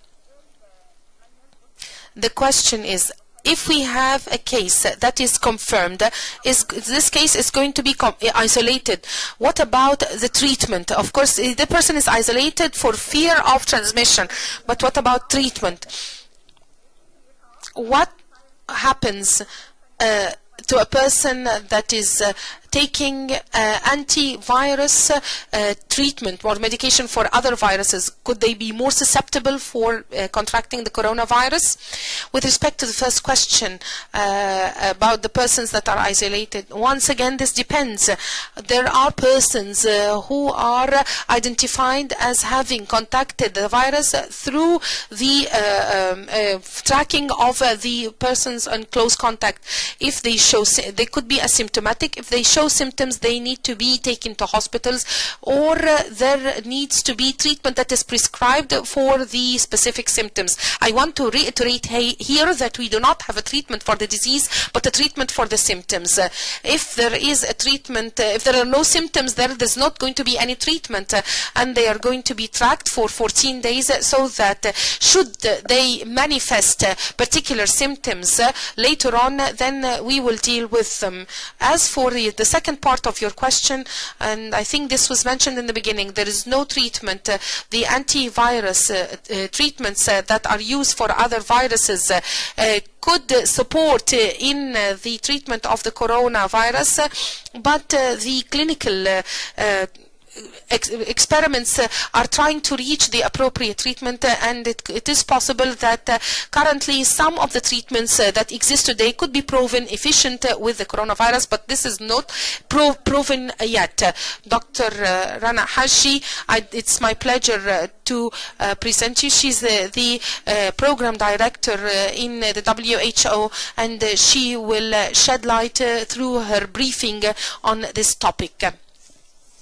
Thank you very much, Mona, and thank you very much for all of our colleagues here around us in the room. I believe that all of the topics and all of the points have been addressed by my colleagues, and as you see, there is great effort that is being exerted by the WHO, but being a specialist in pandemic diseases, I'd like to say that the coronavirus is very much similar to the common flu virus, and in the case of pandemics, we should be prepared because they change a lot and they mutate. And we sometimes are not ready for these mutations with treatment or with preventative measures. Therefore, I understand your panic and I understand your fear. Also, I understand your suspicions about transparency and the sharing of information. However, I'd like to say that through our experience in WHO, for the first time we see great transparency from the side of China. It's not only transparency but also preparedness and response. In this case of an outbreak, we see the great spirit of rapid response compared to other types of outbreaks. As Dr. Ahmed had kindly said, your role as media officials is very important. We cannot really reassure people without having sufficient evidence. We don't want people to be too complacent and not to take the necessary measures, precautionary measures, that is. At the same time, we do not want to spread panic and fear as well as hysteria, because people do get hysteric and this is expected. So as your role, as it was said in the morning, your role is to disseminate important and evidence-based information. We are still learning. The virus outbreak has started only shortly, and whenever we have new information, we do share this information with all the stakeholders involved. From everything that I've heard, I think that this is a golden opportunity that we have to emphasize the importance of preparedness, response, and the strengthening as well as the resilience of health systems, whether preventative or curative. Not only the systems also under the Ministry of Health, but also in the other ministries, and we need to emphasize the role of the reporters to strengthen and to stress on the strength of the health systems and the preparedness, so that the hospitals will have systems in place, the right infrastructure, the correct treatments, the infrastructure that is for isolation, for dealing with this specific disease and with any disease. Today, this year, we have COVID-19, and we used to have last year the MERS, then we had the Ebola, then the Zika. So every year or maybe 2 years, we are faced with a new virus, and these viruses are going to get widespread in our countries, whether through travel or through any other means. We are not going to be able to kill all the viruses in the world, but we will be able to mitigate the risk of infection with these diseases through preparedness and response. Thank you, Dr. Rana. And before I give the floor to Dr. Ahmad Al-Mandhari for the final comments, I'd like to inform you, please, that the interviews that are going to take place in this hall for Dr. Ahmad Al-Mandhari, Dr. Richard Brennan, and Dr. Abdel Nasser Abi Bakr. But in the reception, we are going to have Dr. John Jabbour, Dr. Dalia Sanhouri, and Dr. Amgad Al-Kholi. Please do not rush because we will give you and dedicate sufficient time for holding whatever interviews, and we are patient. Thank you. Dr. Al-Mandhari, the floor is yours. In the name of Allah, once again, I'd like to express my thanks to all of you, my dear sisters and brothers, for having taken the time to come to the MRO office. I know that you have busy days, and we appreciate your desire to disseminate correct information and dispel the concerns in the countries of the region. As my colleagues have said, I agree with everything that was said, but I would like to makes a few statements before I give the microphone to my colleagues with respect to the recent updates on the situation. And as we said before, we are partners in everything that we do, and we are partnering with the Ministries of Health as well as the media corporations and institutions in the countries of the region. And we really commend your efforts to disseminate correct information and raising awareness amongst the citizens concerning this particular disease or other diseases, as well as your efforts to dispel the different rumors, because you know very well that rumors are more harmful than the disease itself. And when I'm talking about your role, I'm not talking about your role with respect to this particular press conference, but you play a broader role that touches a broad segment of society, whether educated or not, women or men, even children.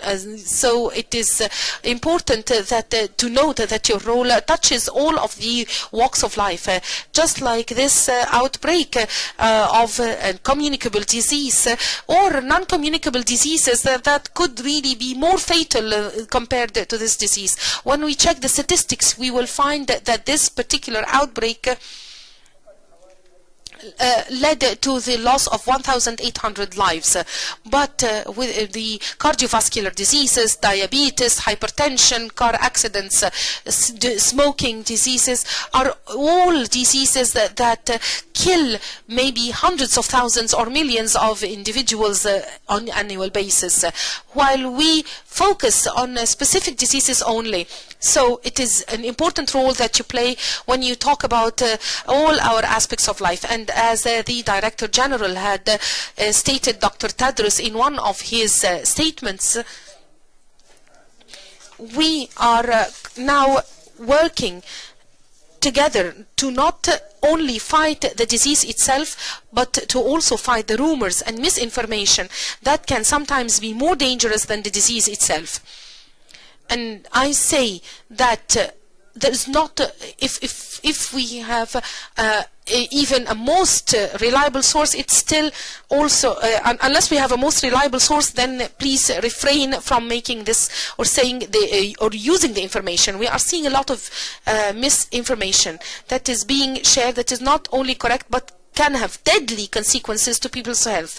And this also must stop.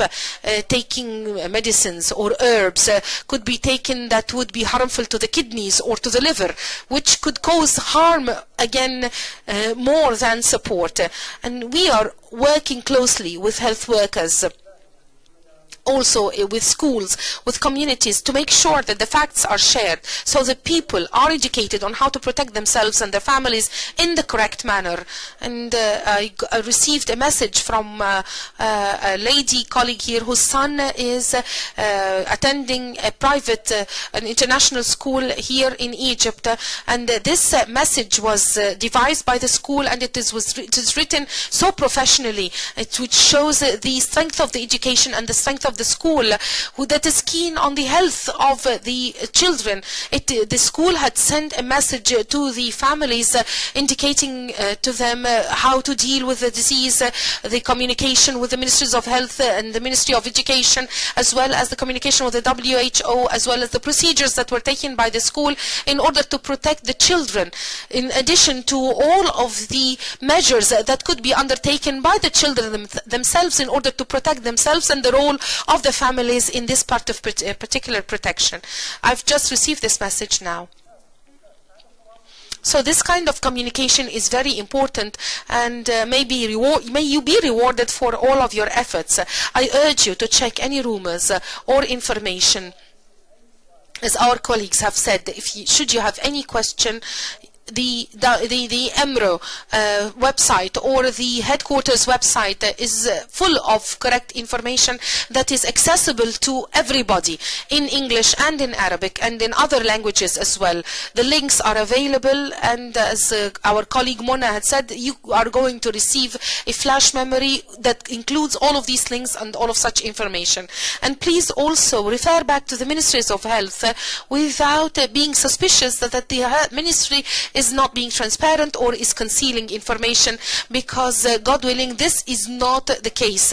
As the state represented by the Ministry of Health is keen on the protection of the health of the citizen, and if the ministry should find misinformation and there would be any or should send any misinformation, the ministry is in fact ethically and professionally responsible for this. Therefore, I recommend that you refer back to the Ministries of Health and this website of the WHO first before you share or publish, so that we can have a joint approach to handling this pandemic. All information related to updates and protective measures is available in our websites in English, Arabic and French, and is being updated regularly. In fact, this outbreak is quite new, and we are working on updating the information on this. So please make sure that you take a look at our information in the relevant websites, in the relevant languages, English and French. I assure you that this information is updated regularly. Whenever you would visit the website, you will see updates. And thank God, through my very limited experience as a physician, before I had joined the WHO were working indeed very closely with previous outbreaks and pandemics. But I would like to tell you that now that we are 10 years away from the latest updates, and with the development of technology, this outbreak, I would say, has been treated in a very, very appropriate manner, and not fully, I would say, but in a very, very appropriate manner. So please, let's not panic, let's not be afraid, and let us really build bridges of confidence between our citizens and our medical systems and healthcare systems. And we should contact one another if we have any questions or queries about information that should be communicated to the citizens in order to reassure them. I wish you all the best. Thank you so much. We are here to support you at any time. So prior to finalizing this, I'd like to turn the microphone to Dr. Rick. Thank you, Dr. Al-Mandari. I think Dr. Al-Mandari has just really made the strongest points there at the end, and I hope you take those messages on board. Just as a final comment, this is the regional plan that we've been referring to. I think in that you'll find the detail of what activities we are taking here as WHO in the region around preparedness and response to COVID-19. I hope it answers some more of your outstanding questions. Of course, we remain available to elaborate on it if you have any further queries. And this will be in the package of materials that you receive. So I want to thank you for your attendance just from my team and myself. I think the questions have been terrific. I hope we've been able to provide you with clarity, some further clarity. We're all learning. We're all students around COVID-19, and as the regional director has said, we commit to keeping you updated as the situation evolves. Thanks again. شكرا دكتور ريتشارد. أحب Thank you, Dr. Richard, once again, that this publication is going to be available on the website of the WHO for those who are interested. In closing, I would like to say that there is a reception that is being served at the Pergola area. I would like to conclude with thanking you all. Thank you for attending. Thank you for your commitment. And now we move to the interviews. As we agreed, part of the interviews will be held in this room. Please give us 5 minutes to regulate the area of shooting. Thank you.